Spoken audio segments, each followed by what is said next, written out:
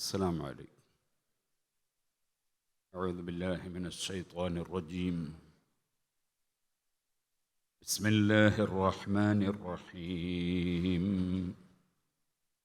الحمد لله رب العالمين.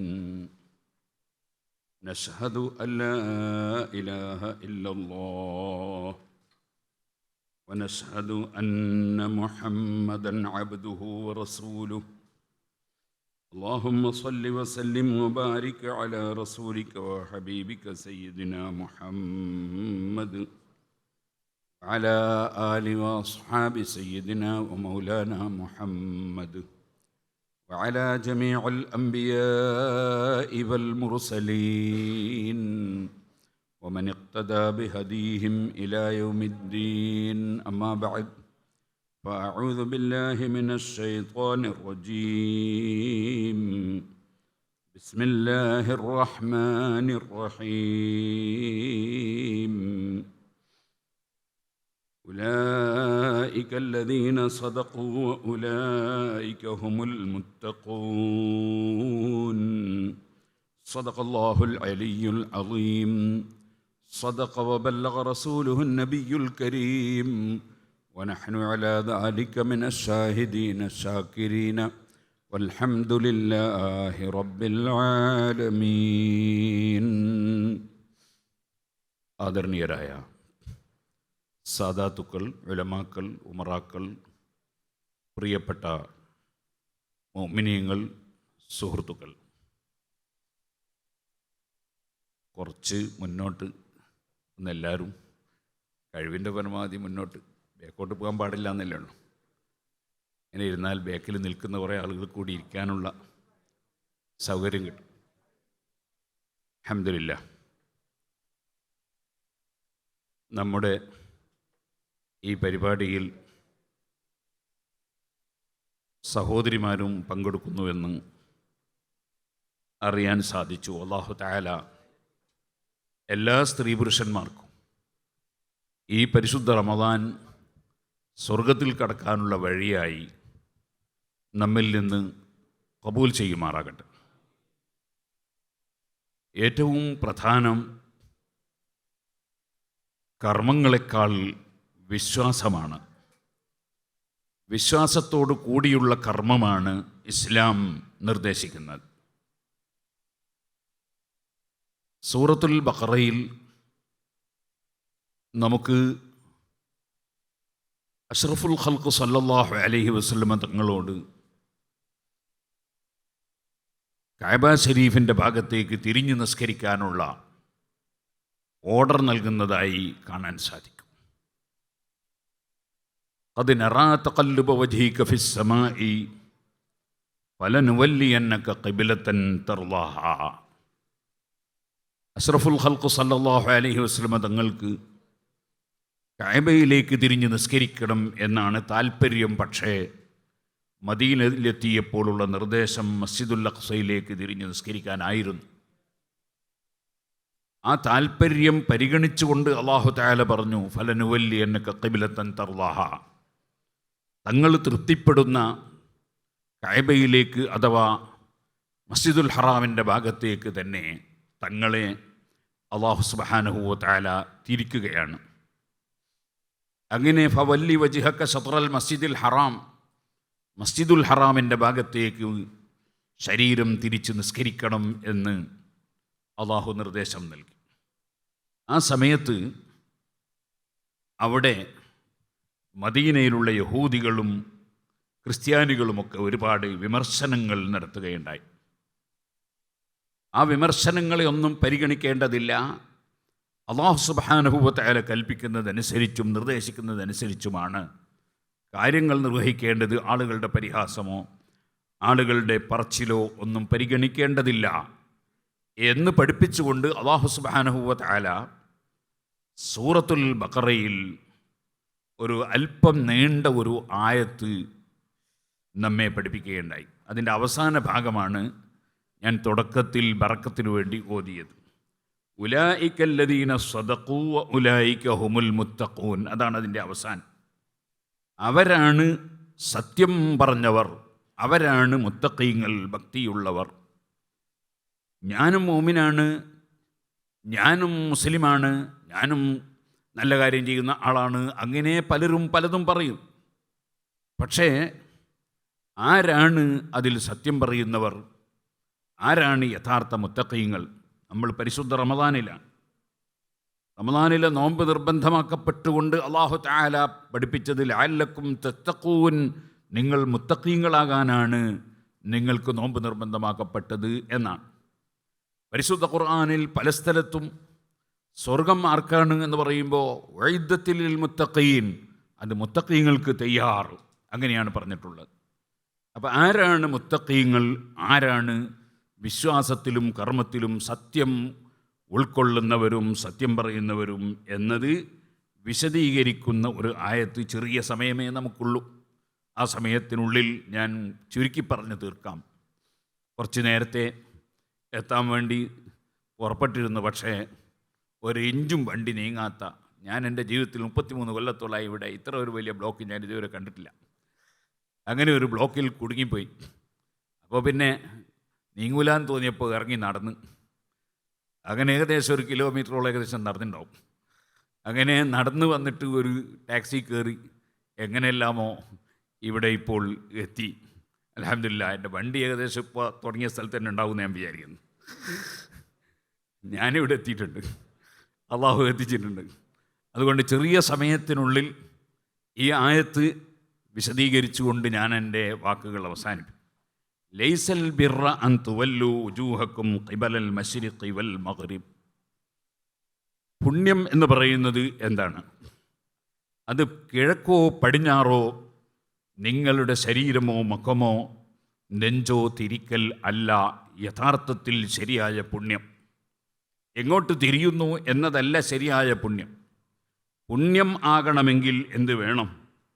ഇമാം ബുഖാരി റളിയല്ലാഹു അൻഹു സഹീഹുൽ ബുഖാരിയിൽ ബാബു ഉമൂരിൽ ഈമാൻ, ഈമാനിൻ്റെ കാര്യങ്ങൾ പറയുന്ന അധ്യായം എന്ന് പറഞ്ഞൊരു അധ്യായം കൊടുത്തിട്ടുണ്ട്.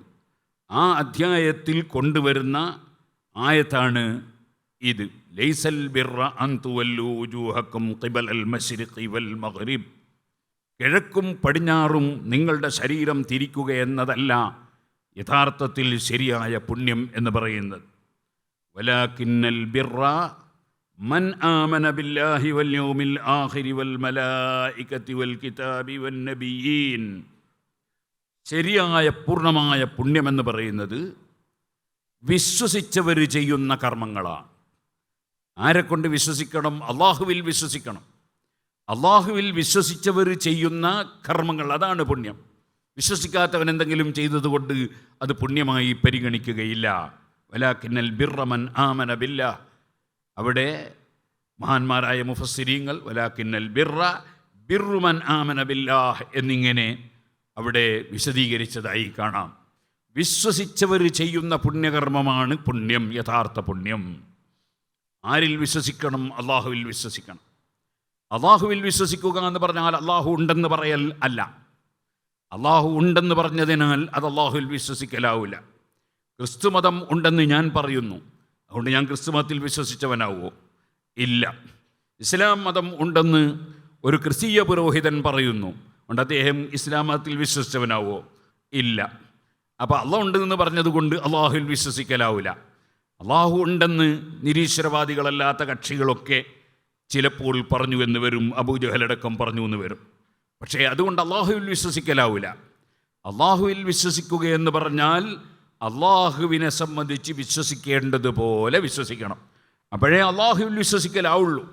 അതുകൊണ്ടാണ് അഷ്റഫുൽ ഖൽഖ് സല്ലല്ലാഹു അലൈഹി വസല്ലം അതദ്റൂന മൽ ഈമാൻ ബില്ലാഹ്, അള്ളാഹുവിൽ വിശ്വസിക്കുക എന്ന് പറഞ്ഞാൽ എന്താണെന്ന് നിങ്ങൾക്കറിയാമോ എന്ന് സഹാബത്തിനോട് ചോദിച്ചു. അവർക്കറിയില്ല. അല്ലാഹു റസൂലുഹു അഅലം. നബി സല്ലല്ലാഹു അലൈഹി വസല്ലം വിശദീകരിച്ചു കൊടുത്തു. അൻ തശ്ഹദ അല്ലാ ഇലാഹ ഇല്ലല്ലാഹ് വ അന്നി റസൂലുള്ളാഹ്, അല്ലെങ്കിൽ ഷഹാദത്തു അല്ലാ ഇലാഹ ഇല്ലല്ലാഹ് വ അന്നി റസൂലുള്ളാഹ്, അല്ലാഹുവല്ലാതെ ആരാധനക്കർഹനില്ലെന്ന് വിശ്വസിച്ച് അംഗീകരിക്കണം. അതേപോലെ ഞാനൊരു സാധാരണ മനുഷ്യനല്ല, അള്ളാഹു പറഞ്ഞയച്ച റസൂലാണ്, എന്നും വിശ്വസിച്ച് അംഗീകരിക്കണം. അതാണ് അള്ളാഹുവിലുള്ള വിശ്വാസം. ഇങ്ങനെ നബി സല്ലല്ലാഹു അലൈഹി വസല്ലം വിശദീകരിച്ചു കൊടുത്തതായി നമുക്ക് സഹീഹുൽ ബുഖാരിയിൽ തന്നെ കാണാൻ സാധിക്കും. അപ്പോൾ അതുകൊണ്ടാണ് അൽഹംദുലില്ലാഹ് നമ്മളെ മദ്രസകൾ, ആ മദ്രസകളിലൊക്കെ അള്ളാഹുവിനെ സംബന്ധിച്ചുള്ള വിശ്വാസം വിശദമായി പഠിപ്പിക്കുന്നു. 20 വാജിബായ സിഫത്ത്, 20 മുസ്തഹീലായ സിഫത്ത്, ഒരു ജായിസായ സിഫത്ത്, ഇങ്ങനെ അള്ളാഹുവിൻ്റെ ഗുണങ്ങൾ, അള്ളാഹുവിൻ്റെ സവിശേഷതകൾ നമ്മൾ പഠിപ്പിക്കുന്നു. 20 കാര്യം അള്ളാഹുവിന് ഉണ്ടായേ പറ്റൂ. 20 കാര്യം ഒരു നിലക്കും അള്ളാഹുവിന് ഉണ്ടാകാൻ പറ്റില്ല. ഒരു കാര്യം അള്ളാഹുവിന് ഉണ്ടാവുകയും ഇല്ലാതിരിക്കുകയും ചെയ്യാം. ഇങ്ങനെ ഒരു 41 സിഫത്തുകൾ നമ്മുടെ മദ്രസകളിൽ നമ്മൾ പഠിപ്പിച്ചു വരുന്നു. അതായത് ഒരു കാര്യം അള്ളാഹു സുബ്ഹാനഹു വ തആല, ഒരു കാര്യം ഇവിടെ ഇങ്ങനെ ഒരു ബിൽഡിങ് അള്ളാഹു തആല ഉണ്ടാക്കാൻ ഉദ്ദേശിച്ചിട്ടുണ്ടെങ്കിൽ ഉണ്ടാക്കും, ഉദ്ദേശിച്ചില്ല ഉണ്ടാക്കില്ല. അത് അള്ളാഹുവിന് രണ്ടും പറ്റുന്ന ഒരു കാര്യമാണ്. അതേസമയത്ത് അള്ളാഹു ഉള്ളവനാണ്. അത് ഉള്ളവനാണ് എന്ന് പറഞ്ഞതിന് അത് രണ്ടും പറ്റുമെന്ന് പറയാൻ പറ്റില്ല. അള്ളാഹു ഉള്ളവനാണെന്നുള്ള കാര്യം അത് ബുദ്ധി കൊണ്ടും തെളിവ് കൊണ്ടും പൂർണ്ണമായും ഉറച്ച കാര്യമാണ്. അതിനെതിരെ ചിന്തിക്കാൻ പോലും ഒരു ബുദ്ധിയുള്ളവന് വകുപ്പില്ല. പിന്നെ ഏതെങ്കിലും യുക്തിക്ക് വാദം പിടിച്ചവനോ അല്ലെങ്കിൽ ബുദ്ധി നശിച്ചുപോയവനോ അവൻ ചിലപ്പോൾ പലതും പറഞ്ഞ് പരിഹസിക്കും. അത് നമുക്ക് നോക്കേണ്ടതില്ല. അത് ജാഹിലീങ്ങളുടെ സ്വഭാവമാണ്. പരിഹാസം എന്ന് പറയുന്നത് വിവരമുള്ളവൻ്റെ സ്വഭാവം അല്ല. വിവരമുള്ളവൻ കാര്യമായി പറയുകയാണ് ചെയ്യുക. അതേസമയത്ത് വിവരമില്ലാത്തവൻ്റെ സ്വഭാവമാണ് പരിഹാസം എന്ന് പറയുന്നത്. അങ്ങനെ നബി സല്ലല്ലാഹു അലൈഹി വസല്ലം തങ്ങളെ പരിഹസിച്ച ധാരാളം എതിരാളികൾ ഉണ്ടായിരുന്നു.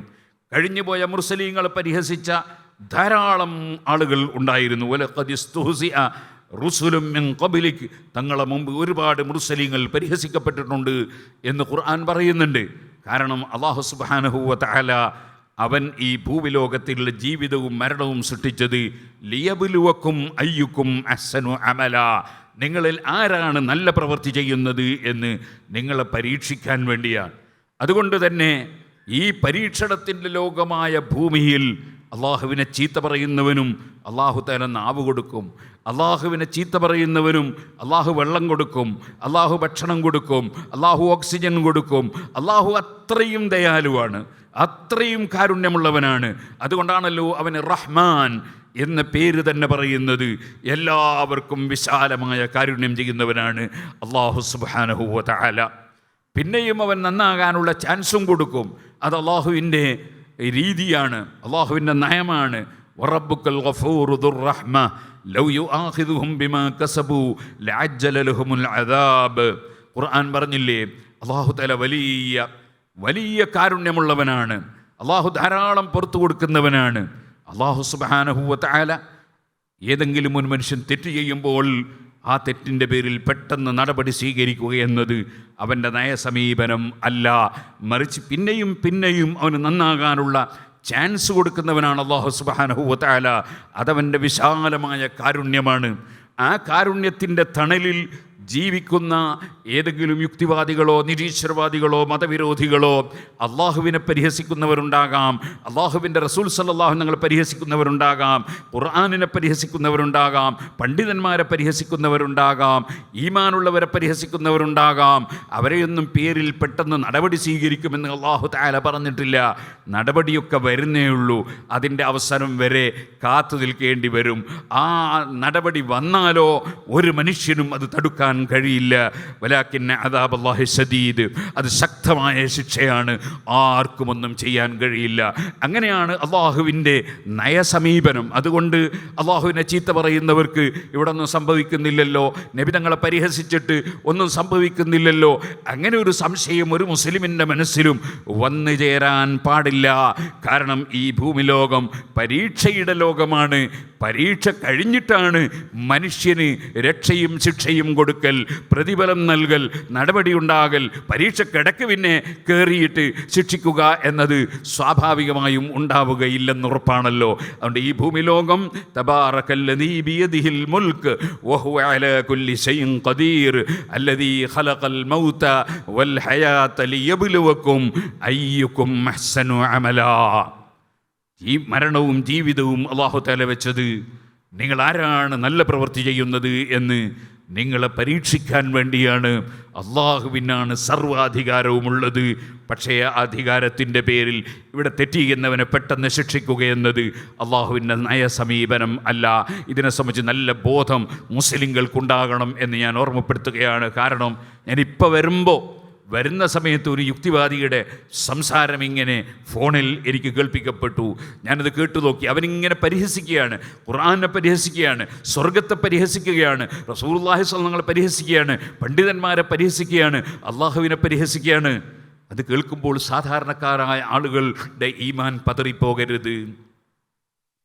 ലോകത്ത് അല്ലാഹ് അല്ലാഹ് അല്ലാഹ് ആ പേര് പറയുന്ന ഒരൊറ്റ മനുഷ്യനും ഈ ലോകത്തില്ലാത്തൊരു സാഹചര്യം വരും എന്ന് മുഹമ്മദ് റസൂലുള്ളാഹി സ്വല്ലല്ലാഹു അലൈഹി വസല്ലം പറഞ്ഞിട്ടുണ്ട്, മുൻകൂട്ടി പറഞ്ഞിട്ടുണ്ട്. ഒരാളും അല്ലാഹ് എന്ന പേര് പറയുന്നവരുണ്ടാവില്ല. ആ സമയത്താണ് ലോകം നശിക്കുക. അതുവരെ ലോകം നിലനിൽക്കും. അപ്പം അതിലേക്കുള്ള ഒഴുക്കിങ്ങനെ പോവുകയാണ്, അതിലേക്കുള്ള ഒഴുക്കിങ്ങനെ കാണുകയാണ്. അത് കണ്ട് നമ്മളാരും പെട്ടുപോകാൻ പാടില്ല. അള്ളാഹുവിനുള്ള ഉറച്ച വിശ്വാസം വേണം. അള്ളാഹുവിൻ്റെ സിഫത്തുകളെക്കുറിച്ച് വിശ്വാസം വേണം. അള്ളാഹുവിൻ്റെ അറിവ് പോലെയുള്ള അറിവ് വേറെ ആർക്കും ഇല്ല. അള്ളാഹുവിൻ്റെ കഴിവ് പോലെയുള്ള കഴിവ് വേറെ ആർക്കും ഇല്ല. അള്ളാഹുവിൻ്റെ കഴിവ് സ്വന്തമായുള്ള കഴിവാണ്. എൻ്റെ ഏത് കഴിവുണ്ടെങ്കിലും അള്ളാഹുവിനെ ആശ്രയിച്ചു കൊണ്ട് മാത്രമുള്ളതാണ്, എൻ്റെ സ്വന്തം അല്ല. എനിക്കെന്തറിവുണ്ടെങ്കിലും അള്ളാഹു നൽകുന്ന അറിവാണ്, സ്വന്തമായി യാതൊരറിവും ഇല്ല. ഞാനെന്ന് മാത്രമല്ല, ലോകത്ത് ഏറ്റവും അറിവുള്ള വ്യക്തിയാണല്ലോ മുഹമ്മദുർ റസൂലുള്ളാഹി സല്ലല്ലാഹു അലൈഹി വസല്ലം. ഫഇന്ന മിൻ ജൂദിക ദുനിയാ വദറതഹാ വമിൻ ഉലൂമിക ഇൽമൽ ലൗഹി വൽ ഖലമി. എല്ലാ വിഷയങ്ങളും എഴുതി രേഖപ്പെടുത്തിയ ലൗഹുൽ മഹ്ഫൂദിലുള്ള അറിവ് പോലും നബി സല്ലല്ലാഹു അലൈഹി വസല്ലമയുടെ അറിവിൻ്റെ ഒരു ഭാഗം മാത്രമാണ്. അതിനേക്കാൾ അറിവാണ് മുഹമ്മദ് റസൂലുള്ളാഹി സല്ലല്ലാഹു അലൈഹി വസല്ലം തങ്ങളുടെ അറിവ്. അല്ലാഹ് പറഞ്ഞില്ലേ, വഅല്ലമക മാ ലം തകുൻ തഅലം വകാന ഫദ്ലുല്ലാഹി അലൈക അളീമാ. ഓ നബി, അങ്ങേക്കറിയാത്ത ആവശ്യമുള്ള എല്ലാ വിഷയങ്ങളും അങ്ങേക്ക് അല്ലാഹു പഠിപ്പിച്ചു തന്നു എന്ന് ഖുർആനിൽ പറഞ്ഞില്ലേ. ആ റസൂലുള്ളാഹി സ്വല്ലല്ലാഹു അലൈഹി വസല്ലമയുടെ അറിവ് ഒരു നിലക്കും അള്ളാഹുവിൻ്റെ അറിവുമായി തുല്യതയുള്ളതല്ല. കാരണം അള്ളാഹുവിൻ്റെ അറിവ് തുടക്കമില്ലാത്ത അറിവാണ്. തുടക്കമില്ലാത്തവനാണ് അല്ലാഹു തആല. അവൻ്റെ അറിവും തുടക്കമില്ലാത്തതാണ്. അവൻ്റെ അറിവിന് യാതൊരറ്റവും ഇല്ലാത്ത അറിവാണ്. എല്ലാ അറിവുകളുമാണ്. അത് ഖദീമായ അറിവാണ്, ഹാദിസായ അറിവല്ല. അമ്പിയാക്കളുടെ അറിവ്, മലക്കുകളുടെ അറിവ്, ഏതറിവുള്ളവൻ്റെയും അറിവ് ആ വ്യക്തി ഹാദിസായതുപോലെ അവൻ്റെ അറിവും ഹാദിസാണ്, പുതുതായി ഉണ്ടായതാണ്, അള്ളാഹു തആല ഉണ്ടാക്കിയിട്ടുണ്ടായതാണ്. അള്ളാഹുവിൻ്റേതങ്ങനെയല്ല. ഇതുപോലെ അള്ളാഹുവിൻ്റെ അധികാരം മറ്റുള്ളവരുടെ അധികാരം പോലെയല്ല. ആർക്കെന്തധികാരമുണ്ടെങ്കിലും ഖുലില്ലാഹുമ്മ മാലിക്കൽ മുൽക്കി തൂത്തിൽ മുൽക മൻ തശാഅ് വതൻസിഉൽ മുൽക മിമ്മൻ തശാഅ് വതുഇസ്സു മൻ തശാഅ് വതുദില്ലു മൻ തശാഅ് ബിയദികൽ ഖൈർ. സർവ്വ നന്മകളും അള്ളാഹുവിൻ്റെ അടുക്കലാണ്. അവൻ കൊടുക്കുന്ന അധികാരം കൊടുക്കുന്ന സമയത്ത് കൊടുക്കുന്നവർക്ക് ലഭിക്കും. അതേത് നിലക്കുള്ള അധികാരമാണെങ്കിലും അങ്ങനെ എല്ലാം അള്ളാഹുവിങ്കിൽ ലഭിക്കുന്നതല്ലാതെ ഒരു സൃഷ്ടിക്കും ഒന്നും ഇല്ല.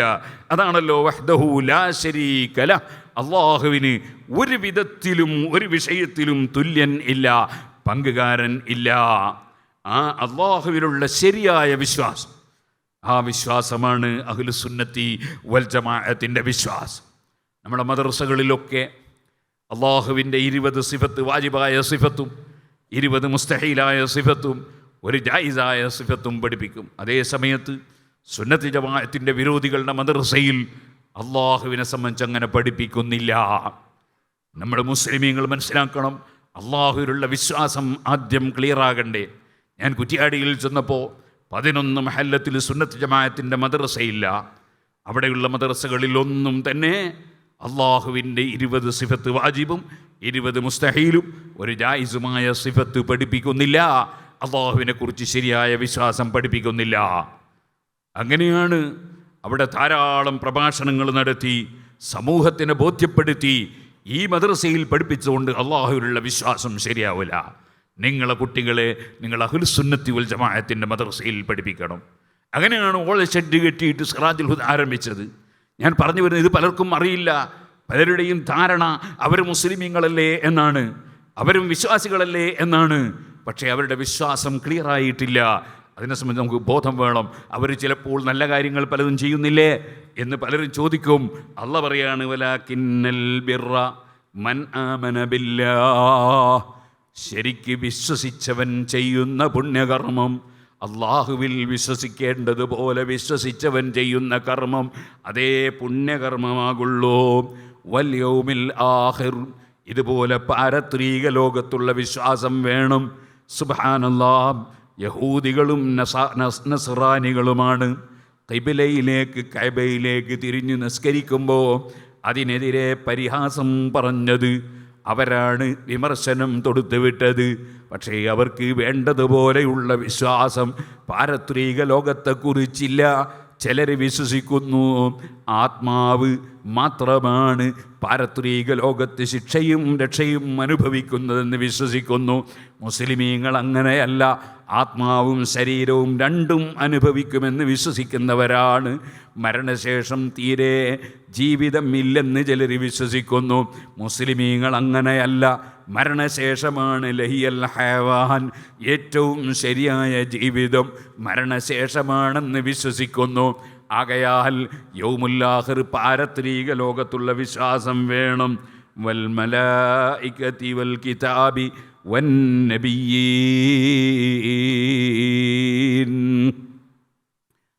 അവിടെ നിൽക്കുന്ന 4 ആൾക്ക് ഞാൻ സീറ്റ് തരും. മുന്നിൽ വന്നാൽ 4 ആൾക്ക്. വൽ മലായികതി, മലക്കുകളിൽ വിശ്വാസം വേണം. വൽ കിതാബ്, കിതാബിൽ വിശ്വാസം വേണം. അവിടെ ഇരിക്കുന്ന ആൾ അങ്ങോട്ട് മാറിയിരിക്കുക. ഈ തലക്കുള്ള സീറ്റ് ഒഴിവായി കിട്ടും. ഒന്നിങ്ങനെ അങ്ങോട്ട് മാറിയിരുന്നാൽ സൈഡിലുള്ള സീറ്റ് ഒഴിച്ചിട്ടാൽ ആർക്കും അവിടെ വന്നിരിക്കാൻ കഴിയില്ല.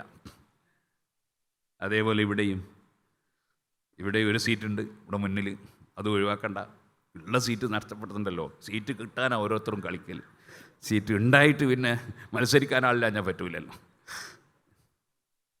വൽ കിതാബി, അള്ളാഹുവിൻ്റെ ഗ്രന്ഥങ്ങളിലുള്ള വിശ്വാസം വേണം. അതേ തൗറാത്ത് അംഗീകരിക്കുന്ന യഹൂദി ഇഞ്ചീൽ സ്വീകരിക്കുന്നില്ല. ഇഞ്ചീൽ സ്വീകരിക്കുന്ന നസ്രാനി അതേ തൗറാത്ത് സ്വീകരിക്കുന്നില്ല. നമ്മളങ്ങനെയല്ല. അതേ കുല്ലുൻ ആമന ബില്ലാഹി വ മലായികതിഹി വ കുതുബിഹി ആമനർ റസൂലു ബിമാ ഉൻസില ഇലൈഹി മിർ റബ്ബിഹി വൽ മുഅ്മിനൂൻ കുല്ലുൻ ആമന ബില്ലാഹ്. അള്ളാഹുവിൽ ഉറച്ച വിശ്വാസം, അള്ളാഹുവിൻ്റെ മലക്കുകളിൽ വിശ്വാസം. അങ്ങനെ അൽഹംദുലില്ലാഹ് ബഹുമാനപ്പെട്ട സയ്യിദ് അലി ബാഫഖി തങ്ങളവറുകൾ, അള്ളാഹു തആല അവിടത്തേക്ക് ദീർഘായുസ്സും ആഫിയത്തും തൗഫീഖും വർദ്ധിപ്പിച്ചു കൊടുക്കുമാറാകട്ടെ. ഈ സദസ്സിലൊന്ന് വരണം എന്ന് ഞാൻ തന്നെ വിളിച്ച് ക്ഷണിച്ചതാണ്.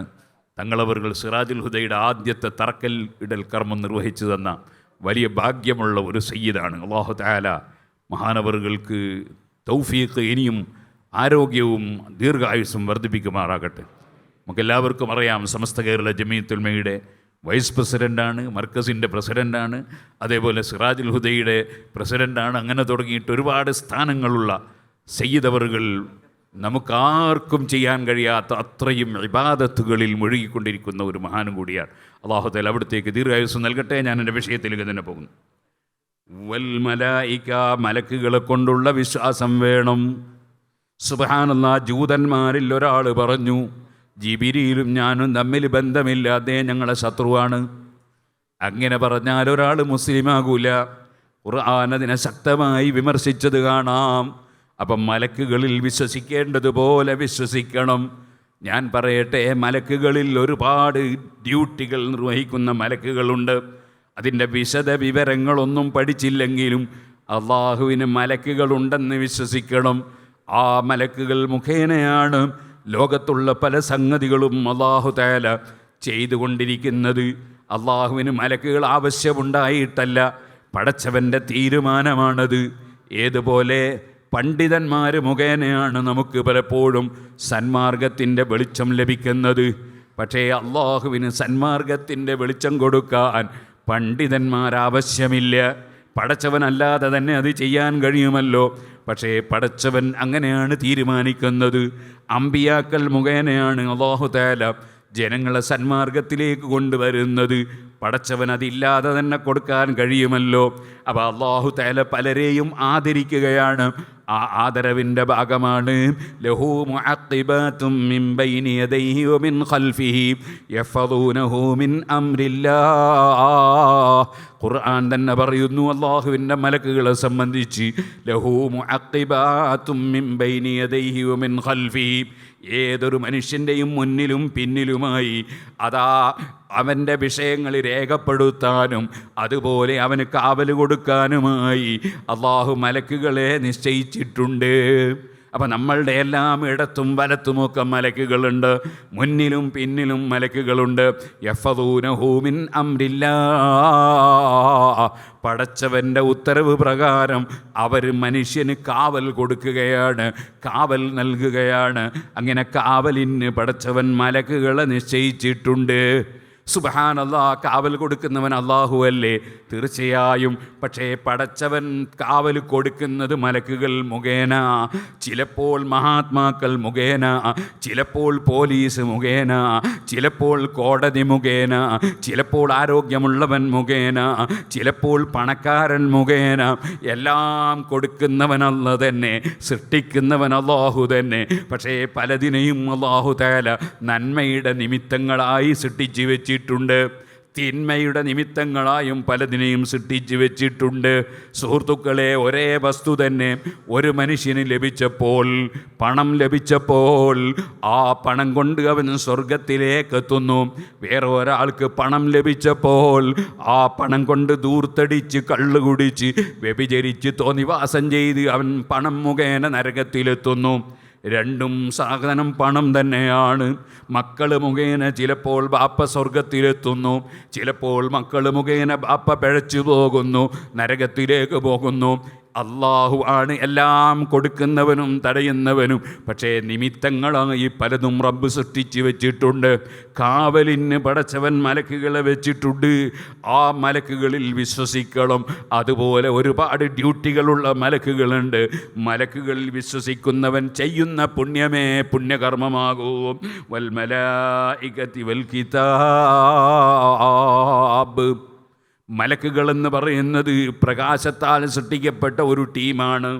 അവർക്ക് നായ, പന്നി അല്ലാത്ത ഏത് രൂപവും രൂപാന്തരപ്പെടാൻ കഴിയും. അങ്ങനെയുള്ളവരാണ് മലക്കുകൾ. ജിബ്രീൽ അലൈഹിസ്സലാത്തു വസ്സലാം മനുഷ്യരൂപത്തിൽ വന്ന് നബി സല്ലല്ലാഹു അലൈഹി വസല്ലം തങ്ങളോട് ഈമാൻ, ഇസ്ലാമിനെ സംബന്ധിച്ചും ഇഹ്സാനിനെക്കുറിച്ചും ഖിയാമത്ത് നാളിനെക്കുറിച്ചുമൊക്കെ ചോദിച്ച ചോദ്യം നമ്മൾ പലപ്പോഴും കേട്ടതാണ്. മനുഷ്യരൂപത്തിലാണ് വന്നത്. പക്ഷേ ആ മനുഷ്യരൂപത്തിൽ വന്നപ്പോൾ ഉമർ ഇബ്നുൽ ഖത്താബ് റളിയല്ലാഹു അൻഹുവിന് അതൊരു മലക്കാണെന്ന് മനസ്സിലായില്ല, സഹാബത്തിന് മനസ്സിലായില്ല. ദാക ജിബ്രായീൽ, ദാക ജിബ്രീൽ ലതഅക്കും യുഅല്ലിമുക്കും ദീനക്കും. നിങ്ങൾക്ക് ദീന് പഠിപ്പിക്കാൻ ജിബ്രീൽ വന്നതാണതെന്ന് നബി തങ്ങൾ പറഞ്ഞു കൊടുത്തപ്പോഴാണ് മനസ്സിലായത്. കാരണം അമ്പിയാക്കളും സാധാരണക്കാരും ഒരുപോലെയല്ല.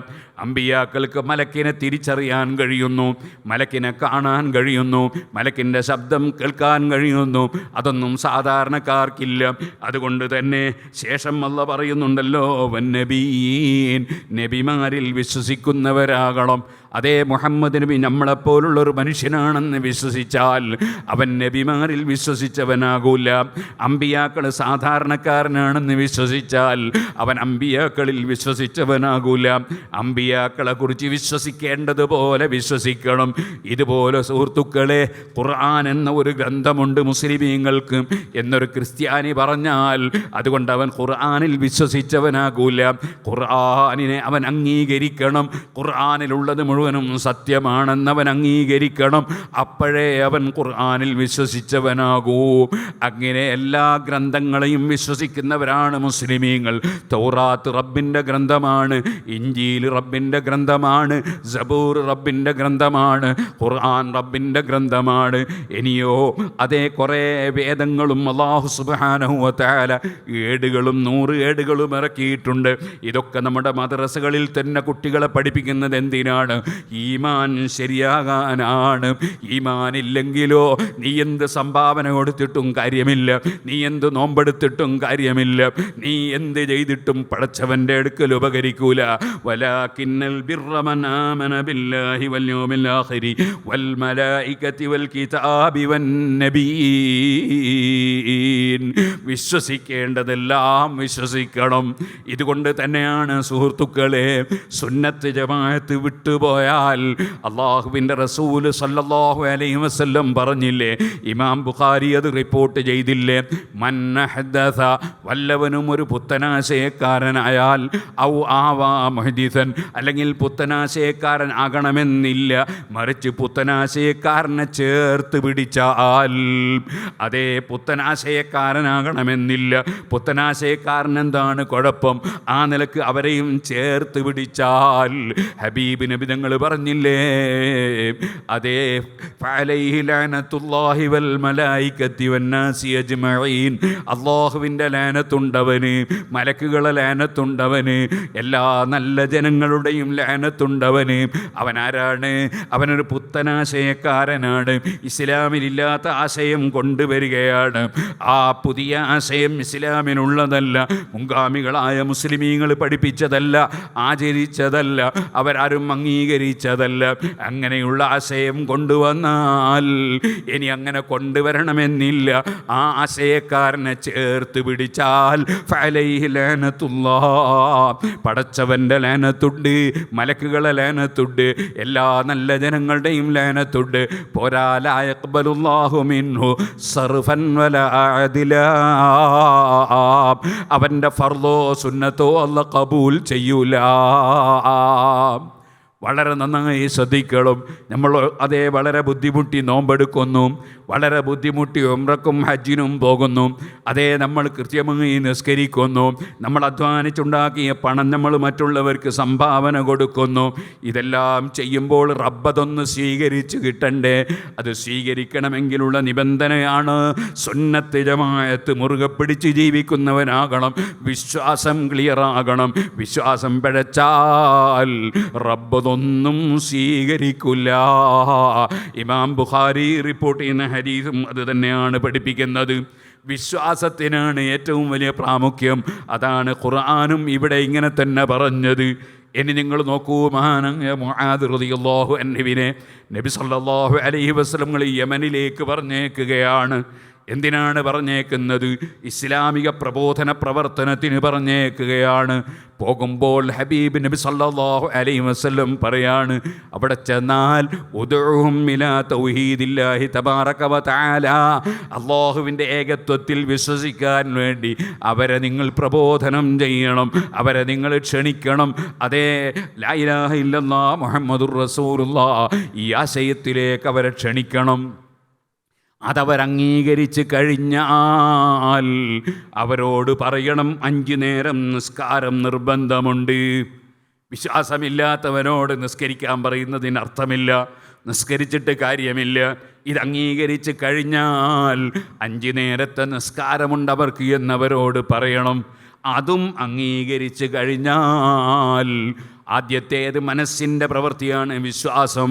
അത് നാവ് കൊണ്ട് പ്രഖ്യാപിച്ചുകൊണ്ടത് തെളിയിക്കണം.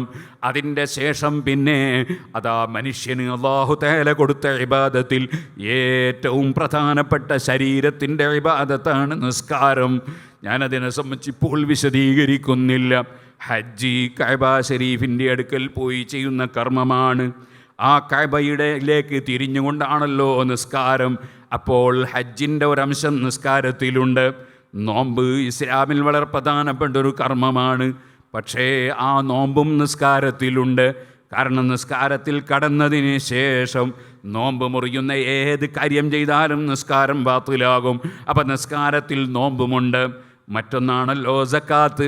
സക്കാത്ത് എന്നത് സ്വയം സംസ്കരണം നേടുന്ന വിധത്തിൽ അല്ലാഹു സുബ്ഹാനഹു വ തആല നിശ്ചയിച്ച സമയത്ത് നിശ്ചയിച്ചതുപോലെ പാവപ്പെട്ടവരെ സഹായിക്കുന്ന ഒരു ഇബാദത്താണല്ലോ. അതിൻ്റെ ഒരംശവും നിസ്കാരത്തിലുണ്ട്. കാരണം നിസ്കാരത്തിൽ അസ്സലാമു അലൈനാ വഅലാ ഇബാദില്ലാഹി സ്വാലിഹീൻ എന്ന് പറയുമ്പോൾ എല്ലാ നല്ലവർക്കും സഹായം അതിലൂടെ കിട്ടിക്കഴിഞ്ഞു.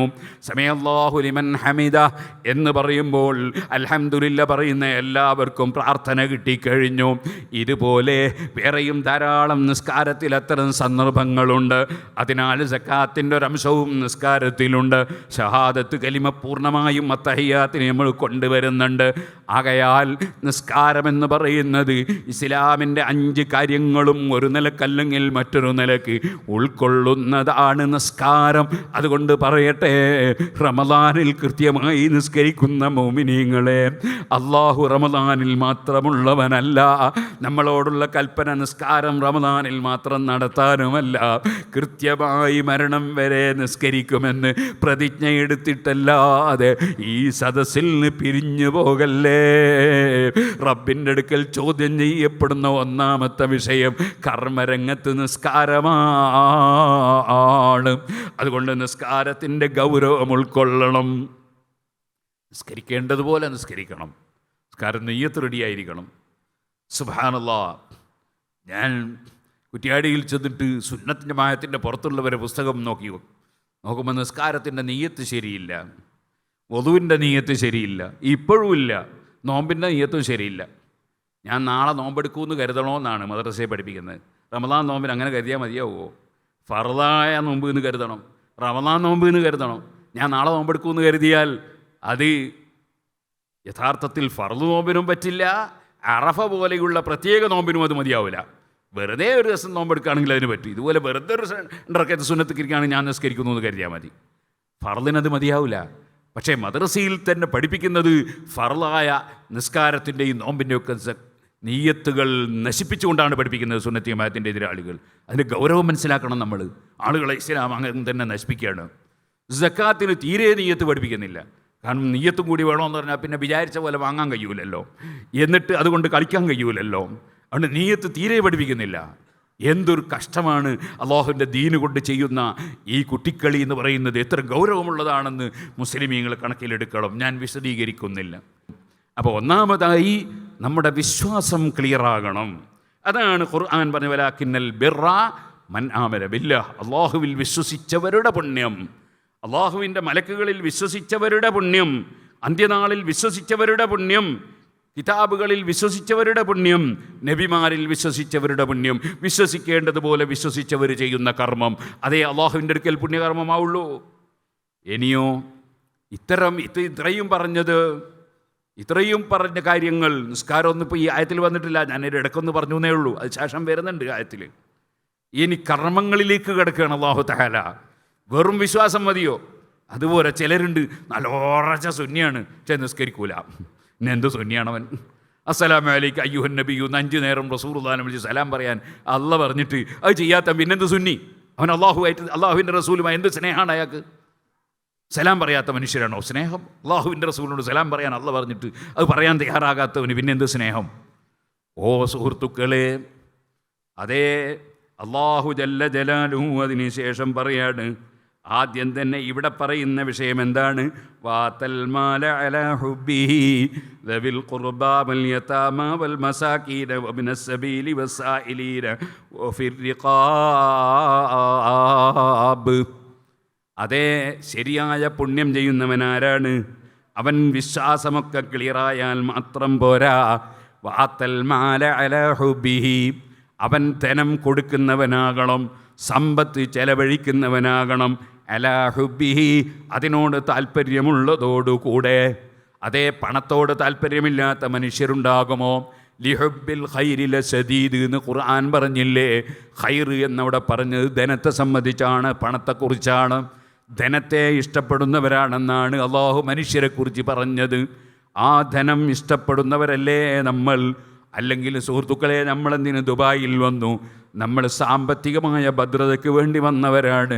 റബ്ബേ, സർവ്വ ബിസിനസ്സുകളിലും ജോലികളിലുമൊക്കെ നീ ഖൈറും ബറക്കത്തും ഏറ്റിക്കൊടുക്കണം അല്ലാ. അതേ, എന്തിനാണത്? നമുക്ക് മറ്റൊരാളോട് യാചിച്ച് ജീവിക്കാൻ പാടില്ല. അതേപോലെ തന്നെ നമ്മുടെ മക്കൾക്കും ഭാര്യക്കുമൊക്കെ ചെലവിന് കൊടുക്കാതിരിക്കാൻ പറ്റില്ല. പ്രായം ചെന്ന ബാപ്പയും ഉമ്മയെയും പരിഗണിക്കാതിരിക്കാൻ പറ്റില്ല. കുടുംബങ്ങളെ പരിഗണിക്കാതിരിക്കാൻ പറ്റില്ല. നാട്ടിലുള്ള സാമൂഹ്യ കാര്യങ്ങളിൽ നിന്ന് നമ്മൾ പുറംതിരിഞ്ഞ് നിൽക്കാൻ പറ്റില്ല. നമ്മുടെ നാട്ടിൽ പള്ളി വേണം, മദ്രസ വേണം, പള്ളിയിൽ ബാങ്ക് വേണം, മദ്രസയിൽ ഇൽമ പഠിപ്പിക്കണം, അങ്ങനെ തുടങ്ങി ഒരുപാട് കാര്യങ്ങളുണ്ടാകണം. അതുണ്ടാകണമെങ്കിൽ നമ്മളൊക്കെ ചെലവഴിക്കണമെങ്കിൽ ആദ്യം സമ്പാദിച്ചുണ്ടാക്കണം. അതുകൊണ്ട് തന്നെയാണ് നബി സല്ലല്ലാഹു അലൈഹി വസല്ലം അത്താജിറു സദൂഖുൽ അമീനു മഅൻ നബിയിന വസ്സദീഖീന വസ്സുഹദാ, സത്യവാനായി ബിസിനസ് നടത്തുന്ന ആള്, ആരെയും ചതിക്കുന്നില്ല, വിശ്വസ്തനാണ്. അങ്ങനെ ബിസിനസ് നടത്തുന്നവൻ അമ്പിയാക്കളെ കൂടെയാണ്, സിദ്ദീഖീങ്ങൾ ശുഹദാക്കളെ കൂടെയാണെന്ന് നബി തങ്ങൾ പറഞ്ഞത്. അതുകൊണ്ടാണ് ഇത്തരം കാര്യങ്ങളൊന്നും തെറ്റായ വിഷയങ്ങളല്ല. ജോലിയെടുത്ത് ജീവിക്കുന്നവൻ ഏറ്റവും ഹൈറായ ഭക്ഷണം കഴിക്കുന്നവനാണെന്ന് ഇമാം ബുഖാരി റിപ്പോർട്ടിനെ ഹദീസിൽ നബി സല്ലല്ലാഹു അലൈഹി വസല്ലം പറഞ്ഞത് ജോലിക്ക് പ്രചോദനം നൽകാനാണ്. അതൊക്കെ വേണ്ടത് തന്നെയാണ്.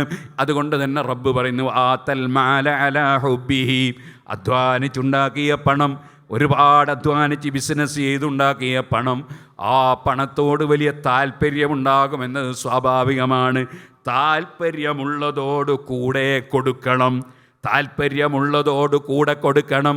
മരിക്കാൻ നോക്കുമ്പോൾ ഇനി എന്തായാലും ഞാൻ ബാക്കിയാവില്ല എന്ന് കാണുമ്പോൾ, അതേ, പാവപ്പെട്ടവൻ അത്ര കൊടുക്കണം, പള്ളിക്ക് ഇത്ര കൊടുക്കണം എന്ന് പറയുന്നതിന് പകരം പണത്തോട് താല്പര്യമുള്ള സമയത്ത് കൊടുക്കുന്നവരാകണം. അതാണ് വാത്തൽ മാല അലാ ഹുബ്ബിഹി. അതിനർത്ഥം മരിക്കാൻ നോക്കുമ്പോൾ കൊടുക്കുന്നതും ഇല്ലാതെയാക്കണം എന്നല്ല. അങ്ങനെയെങ്കിലും കൊടുത്താൽ അതത്രയും നല്ലത്. എന്നാൽ താല്പര്യമുള്ള സമയത്ത് കൊടുക്കുന്നതാണ് ശരിയായ കൊടുതി. അതാണ് ഈമാൻ പരിശോധിക്കുന്ന കൊടുതി. വാതൽ മാല അലാ ഹുബ്ബിഹി ദബിൽ ഖുർബാ. ആദ്യം തന്നെ പറഞ്ഞത് സിറാജുലേക്ക് കൊടുക്കണമെന്നല്ല കേട്ടോ. പിന്നെന്താ പറഞ്ഞത്? ദബിൽ ഖുർബ, കുടുംബക്കാർക്ക് കൊടുക്കണം. നമുക്ക് സിറാജുള്ളതൊക്കെ ഒരുപാട് ആവശ്യമുണ്ടെന്ന് വെച്ചിട്ട് ഖുർആനുള്ളത് മാറ്റി പറയാനൊന്നും കഴിയില്ല. ദബിൽ ഖുർബ, കുടുംബക്കാർക്ക് കൊടുക്കണം. അപ്പം നമ്മുടെ കുടുംബത്തിൽ പാവപ്പെട്ടവരുണ്ടാകുമ്പോൾ അവരെ ശ്രദ്ധിച്ചു കൊടുക്കണം നമ്മൾ. ദബിൽ ഖുർബ വൽ യതാമ, യതീമുകൾക്ക് നൽകണം. അതേ, യതീമുകൾക്ക് നൽകുന്നത് വലിയൊരു സംഗതിയാണ്. അൽഹംദുലില്ലാഹ്, നമ്മുടെ പല സ്ഥാപനങ്ങളും റബ്ബിൻ്റെ തൗഫീഖ് കൊണ്ട് പടച്ചവനെ പേടിച്ച് നടത്തുന്ന സ്ഥാപനങ്ങളുണ്ട്. അതേ, മർക്കസു സഖാഫത്തി സുന്നിയുടെ കീഴിൽ യതീം ഖാനയുണ്ട്. അതിൻ്റെ അക്കൗണ്ട് ഒന്ന് വേറെ തന്നെയാണ്. യതീമിൻ്റേതെടുത്ത് യതീമല്ലാത്തവർക്ക് ചെലവഴിക്കാറില്ലെന്നാണ് ഞാൻ മനസ്സിലാക്കുന്നത്. സുബ്ഹാനല്ലാഹ്, ഞാൻ മർക്കസിൽ പഠിക്കുന്ന കാലത്ത് ചിലപ്പോൾ, ഞാൻ അന്ന് SSFൻ്റെ പ്രവർത്തകനായതുകൊണ്ട് ചിലപ്പോൾ ഭക്ഷണം കഴിക്കാനും ചിലപ്പോൾ വൈകി എത്തിപ്പോകും, ഭക്ഷണം തീർന്നു പോകും. അപ്പോൾ അവിടെ ക്യാൻറ്റീനിലുള്ള ചിലർ പറയും, യതീം ഖാനയിൽ ഭക്ഷണം ഉണ്ടാവും, ഞങ്ങളിങ്ങോട്ട് കൊണ്ടുവരാം. ഞാൻ കഴിക്കാറില്ല, ഹോട്ടലിൽ പോയി കഴിച്ചോളാം, കാരണം യതീമിൻ്റേത് നമുക്ക് അനുവദനീയമല്ല. പക്ഷേ ഇപ്പോൾ പലരും യതീമിൻ്റെ പേരിൽ സ്ഥാപനം നടത്തി യതീമിന് വേണ്ടി പിരിച്ചിട്ട് യതീമല്ലാത്തവർക്ക് തീറ്റിക്കുകയും തിന്നുകയും ചെയ്യുന്ന ഏർപ്പാട് നടക്കുന്നുണ്ട് നമ്മുടെ നാട്ടിൽ. പടച്ചവൻ അവർക്കൊക്കെ ഹിദായത്തിൻ്റെ വഴി കാണിച്ചു കൊടുക്കട്ടെ. ഞാനിപ്പോഴതിലേക്ക് കടന്ന് സംസാരിക്കുന്നില്ല. യതീമുകൾ പ്രത്യേകം പരിഗണിക്കപ്പെടേണ്ടവരാണ്. അൽഹംദുലില്ലാഹ്, സിറാജുൽ ഹുദയുടെ കീഴിൽ 200ഓളം യതീം കുട്ടികളെ അവരുടെ ഡ്രസ്സും ബസ്സും ഫീസും മുഴുവനും സിറാജുൽ ഹുദ ഏറ്റെടുത്ത് ഇംഗ്ലീഷ് മീഡിയം സ്കൂളുകളിൽ പഠിപ്പിച്ചു കൊണ്ടിരിക്കുന്നുണ്ട്. അള്ളാഹു ചെയ്തൊരു തൗഫീഖാണ്, നിങ്ങളെപ്പോലുള്ളവരുടെ സഹായം കൊണ്ടാണ്. റബ്ബ് അതിനെല്ലാം പ്രതിഫലം നൽകുമാറാകട്ടെ. യതീമുകളെ പ്രത്യേകം പരിഗണിക്കേണ്ടതുണ്ട്. വൽ മസാക്കീൻ, പാവപ്പെട്ടവർക്കും കൊടുക്കണം. അതേ, തികയാത്തവൻ, ഇന്നിപ്പോൾ ഒരാൾ എനിക്കൊരു വോയിസ് അയച്ചു, എൻ്റെ കുടുംബത്തിലും അതുപോലെ കൂടെയുമൊക്കെ പാവപ്പെട്ടവരാണോ എന്ന് എനിക്കറിയില്ല, അവർക്ക് സക്കാത്ത് കൊടുക്കാൻ പറ്റുമോ എന്ന് ചോദിച്ചു. അതേ, ഒരു മനുഷ്യൻ്റെ ജീവിതത്തിന് സ്ഥിര വരുമാനമില്ല, അവൻ്റെ ജോലി കൊണ്ട് അവന് ജീവിക്കാൻ മതിയാവുകയില്ല, അവന് കിട്ടുന്ന വരുമാനം കൊണ്ട് ജീവിതത്തിന് മതിയാവുകയില്ല. മാസത്തിലൊരു 30,000 വേണം, ഒരു 25,000 മാസത്തിലൊക്കുള്ളൂ. അവൻ മിസ്കീനാണ്, അവനക്ക് കൊടുക്കാൻ പറ്റും. അതേപോലെ തീരെ വളരെ കുറച്ചേ ഉള്ളൂ എങ്കിൽ അവന് ഫഖീർ എന്ന് പറയും. ഷാഫിഈ മദ്ഹബ് അനുസരിച്ചാണ് എൻ്റെ ഈ വിശദീകരണം.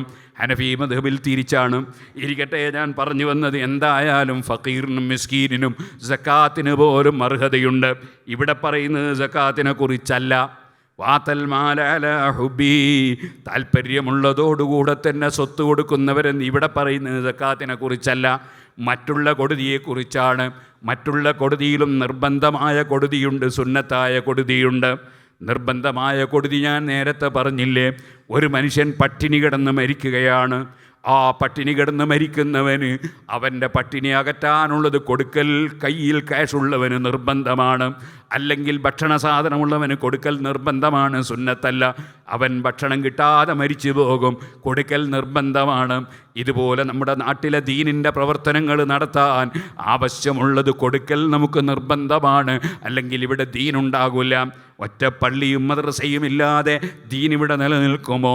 അപ്പോൾ പണക്കാർക്ക് വെറും സക്കാത്ത് മാത്രമല്ല നിർബന്ധം, നിർബന്ധമായ കൊടുതി ധാരാളം കൊടുതികളുണ്ട്. അതിനെ സംബന്ധിച്ച് പണക്കാർക്ക് ബോധം വേണം. വാത്തൽ മാല അലാ ഹുബിഹി ദബിൽ ഖുർബാ വൽ യതാമാ വൽ മസാകീൻ വബ്നസ് സബീൽ. യാത്രക്കാരന് കൊടുക്കണം. യാത്രക്കാരെന്ന് പറഞ്ഞാൽ ഒരാൾക്ക് നാട്ടിൽ ഒരുപാട് പറമ്പുണ്ട്, സ്വത്തുണ്ട്, ഒക്കെ ഉണ്ട്. പക്ഷേ അയാളിപ്പോൾ ദുബൈയിൽ വന്ന് കുടുങ്ങിയിരിക്കുന്ന, ടിക്കറ്റ് എടുക്കാൻ പൈസയില്ല. അയാൾക്ക് കൊടുക്കണം. അയാൾ നാട്ടിൽ കുറേ എടുക്കുന്നുണ്ട്, കാര്യമില്ല. അദ്ദേഹം ഇവിടെ കുടുങ്ങിയിട്ടുണ്ട്, അയാൾക്ക് യാത്ര പോകാനുള്ള സംവിധാനം ചെയ്യണം. അതുപോലെ യാത്രക്കാരൻ കുടുങ്ങുമ്പോൾ അവനെ സഹായിക്കണം. വബ്നസ്സബീൽ വസ്സായിലീൻ. ചിലർ ചോദിച്ചു വരുന്നവരുണ്ട്, പാവപ്പെട്ടവരാണ്. അവർ ചോദിച്ചു വരുമ്പോൾ അവർക്കും കൊടുക്കണം. വഫിർറിഖാബ്. പഴയ കാലത്ത് അടിമത്ത സമ്പ്രദായമുണ്ടായിരുന്നു. ഖുർആൻ ഇറങ്ങുമ്പോൾ അടിമത്ത സമ്പ്രദായമുണ്ട്. ആ അടിമത്ത സമ്പ്രദായത്തെ പരമാവധി ഇല്ലായ്മ ചെയ്യാനാണ് ഖുർആനിൽ ഒരുപാട് നിർദ്ദേശങ്ങൾ നൽകിയത്. അതിൽപ്പെട്ട ഒന്നാണ് അടിമത്തത്തിൽ നിന്ന് മോചിപ്പിക്കാൻ വേണ്ടി പണം കൊടുക്കുക. അത് വലിയ പുണ്യകർമ്മമാണ്. അതെ, അങ്ങനെ ആദ്യം തന്നെ ഈ ആയത്തിലല്ല പറയുന്നത്. വിശ്വാസം പറഞ്ഞ ഉടനെ സാമ്പത്തികമായ വിഷയങ്ങളെക്കുറിച്ചാണ്. എന്തേ കാരണം? ഈമാനിനെ വളരെ നന്നായി പരിശോധിക്കുന്ന ഒരു രംഗമാണ് പണം കൊടുക്കണം എന്ന് പറയുന്നത്. കാരണം നിസ്കരിക്കുന്നതിന് 5 പൈസ മുതലില്ല, നോമ്പെടുക്കുന്നതിന് 5 പൈസ മുതലില്ല. അതേസമയം പണം കൊടുക്കണമെന്ന് പറയുമ്പോഴാണ് ഈമാൻ ശരിക്കും പരീക്ഷിക്കപ്പെടുക. കൊടുക്കണമെന്ന് ആരാ പറയുന്നത്? ഉടമസ്ഥനാ പറയുന്നത്. ഉടമസ്ഥനാണ് പറയുന്നത്. എൻ്റെ ശരീരത്തിൻ്റെ ഉടമസ്ഥൻ ഞാനല്ല, എൻ്റെ പണത്തിൻ്റെ ഉടമസ്ഥൻ ഞാനല്ല, എൻ്റെ ബിസിനസ്സിൻ്റെ ഉടമസ്ഥൻ ഞാനല്ല, എൻ്റേതൊന്നും എൻ്റേതല്ല, എല്ലാം എന്നെ പടച്ച റബ്ബിൻ്റേതാണ്. പ്രസവിച്ച് വരുമ്പോൾ എൻ്റെ കയ്യിൽ 5 കാശില്ല. പ്രസവിച്ച് വരുമ്പോൾ എൻ്റെ വായിൽ പല്ലില്ല. അതേ, ആ പ്രസവിച്ചപ്പോൾ വന്നപ്പോഴുള്ളതും അല്ല തന്നത് തന്നെയാണ്. എൻ്റെ ഉമ്മയുടെ വയറ്റിൽ എന്നെ ഞാൻ രൂപപ്പെടുത്തിയതല്ല. എൻ്റെ കിഡ്നി റബ്ബ് തന്നതാണ്, ഹാർട്ട് റബ്ബ് തന്നതാണ്, കരൾ റബ്ബ് തന്നതാണ്, ബ്രെയിൻ റബ്ബ് തന്നതാണ്. എൻ്റെ ശരീരത്തിലുള്ളതെല്ലാം റബ്ബ് തന്നതാണ്. എൻ്റെ കൈവശത്തിലുള്ളതും റബ്ബ് തന്നതാണ്. എൻ്റെ പണവും ജോലിയുമൊക്കെ എൻ്റെ റബ്ബ് തന്നതാണ്. ആ റബ്ബ് കൽപ്പിക്കുന്ന സ്ഥലത്ത് ചെലവഴിക്കണം. അത് പറയാൻ അധികാരം റബ്ബിനുണ്ട്. അവൻ ആധികാരികമായിട്ടാണ് പറയുന്നത്.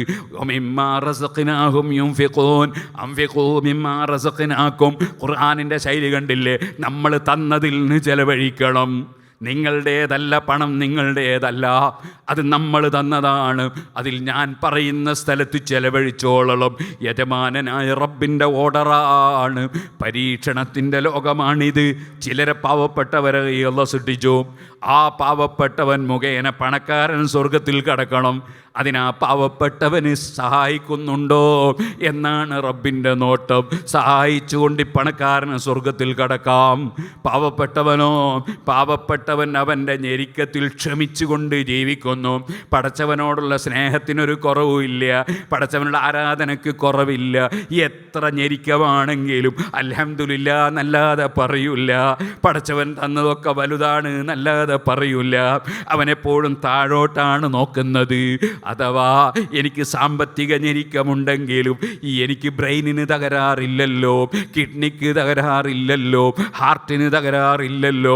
വലിയ പണക്കാരൻ ചിലപ്പോൾ ഹാർട്ടിന് രോഗമാണ്, കിഡ്നിക്ക് തകരാറാണ്, ബ്രെയിനിന് തകരാറാണ്. അതൊന്നും റബ്ബെനിക്ക് തന്നിട്ടില്ലല്ലോ, എനിക്ക് ആരോഗ്യമുണ്ടല്ലോ. അവൻ റബ്ബിനെ സ്തുതിക്കുകയാണ് പാവപ്പെട്ടവൻ. അവൻ ക്ഷമിച്ചു നിൽക്കുകയാണ് ആ പാവപ്പെട്ടവൻ. അവനതാ അത് മുഖേന സ്വർഗത്തിലേക്ക് പോകുന്നു. ചിലരെ റബ്ബ് അങ്ങനെയാണ് സ്വർഗത്തിൽ കടത്തുന്നത്. വേറെ ചിലരെ പാവപ്പെട്ടവനെ സഹായിച്ചിട്ടാണ് റബ്ബ് സ്വർഗത്തിൽ കടത്തുന്നത്. റബ്ബ് വെച്ച നിമിത്തങ്ങളാണ്. ഓ സുഹൃത്തുക്കളെ, അതുകൊണ്ട് തന്നെ റബ്ബിൻ്റേതാണ് പണം. ആ റബ്ബ് പറഞ്ഞതുപോലെ ചെലവഴിക്കുകയല്ലാതെ നമുക്ക് നമ്മുടെ വകയിൽ കൊടുക്കുകയാണെന്നൊരു തോന്നലുണ്ടാകരുത്. പാവപ്പെട്ടവനോട് നിസ്സാരത തോന്നരുത്. വല്ല സംഭാവനയും കൊടുത്താൽ അവൻ്റെ വകയിൽ എനിക്കൊരു ജോലി അവനെ കൊണ്ടെടുപ്പിക്കണമെന്ന് തോന്നരുത്. അവൻ്റെ വകയിൽ ഇന്നൊക്കെ ആനുകൂല്യം കിട്ടണമെന്ന് തോന്നരുത്. അതോടുകൂടെ കൊടുത്തത് മുഴുവനും ബാത്തിലായിപ്പോയി. അതുപോലെ ഒരാൾക്ക് ചെയ്തു കൊടുത്ത ഉപകാരങ്ങളോ സംഭാവനകളോ എടുത്ത് പറയരുത്. അത് പറഞ്ഞാൽ അതിൻ്റെ ഫലം പോയി. ഒരിക്കലും ചിന്തിക്കരുത് ആ പാവപ്പെട്ടവൻ എൻ്റെ ചുവടയാണെന്ന് ചിന്തിക്കരുത്. മറിച്ച് മുഅ്മിനായ മനുഷ്യൻ ചിന്തിക്കേണ്ടത് എന്താണ്? ആ പാവപ്പെട്ടവൻ എൻ്റെ ഏറ്റവും വലിയ സഹായിയാണ്. എങ്ങനെ സഹായിയായി അവൻ? അതേ, അവൻ മുഖേന എനിക്ക് സ്വർഗത്തിൽ കടക്കാൻ അള്ളാഹു വഴിയുണ്ടാക്കിയല്ലോ. എൻ്റെ ഒരു പാവപ്പെട്ട അനുജൻ, ആ അനുജനെ സഹായിച്ചിട്ട് ജ്യേഷ്ഠനായ എനിക്ക് സ്വർഗത്തിൽ കടക്കാൻ റബ്ബ് വഴി തന്നല്ലോ.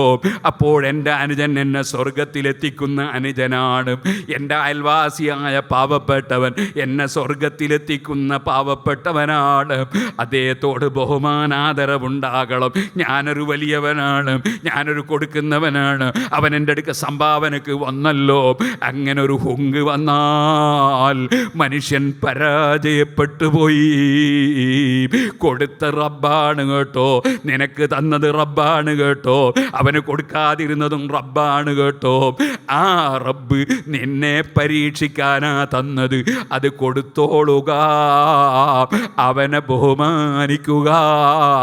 പാവപ്പെട്ടവനോടൊരു നിസ്സാരത നിനക്ക് തോന്നാൻ പാടില്ല. അവൻ്റെ കൂടെ ഇരുന്ന് ഭക്ഷണം കഴിക്കാൻ മടി തോന്നാൻ പാടില്ല. അവൻ സലാം പറഞ്ഞാൽ മടക്കാൻ മടി തോന്നാൻ പാടില്ല. അവനെ ഇൻസൾട്ടാക്കാൻ പാടില്ല. നിന്റെ മനസ്സ് റബ്ബിലേക്ക് തിരിക്കണം. ആ റബ്ബ് എനിക്ക് തന്നതാണ്, സ്വർഗത്തിൽ കടക്കാൻ തന്നതാണ്. ഈ പാവപ്പെട്ടവനെ എന്ന ബോധം മുതലാളിമാർക്കുണ്ടാകണം. അല്ലാഹുവിൽ ശരിയായ വിശ്വാസമുണ്ടായാൽ മനുഷ്യൻ്റെ ചിന്തകൾ അങ്ങനെയാകുമെന്ന് ഇമാം ഹുജ്ജത്തുൽ ഇസ്ലാം അബൂ ഹാമിദിനുൽ ഗസ്സാലി റഹ്മത്തുള്ളാഹി അലൈഹി തങ്ങൾ വിശദീകരിച്ചത് കാണാം. അഖാമസ്സലാഹ്, നിസ്കാരം മുറക്ക് നിർവഹിക്കുന്നവൻ ചെയ്യുന്ന പുണ്യം, അതാണ് പുണ്യം. അപ്പം നിസ്കാരം മുറക്ക് കൃത്യമായി നിലനിർത്തിക്കൊണ്ടു പോകണം. ഖളാക്കാൻ പാടില്ല, നഷ്ടപ്പെടുത്താൻ പാടില്ല.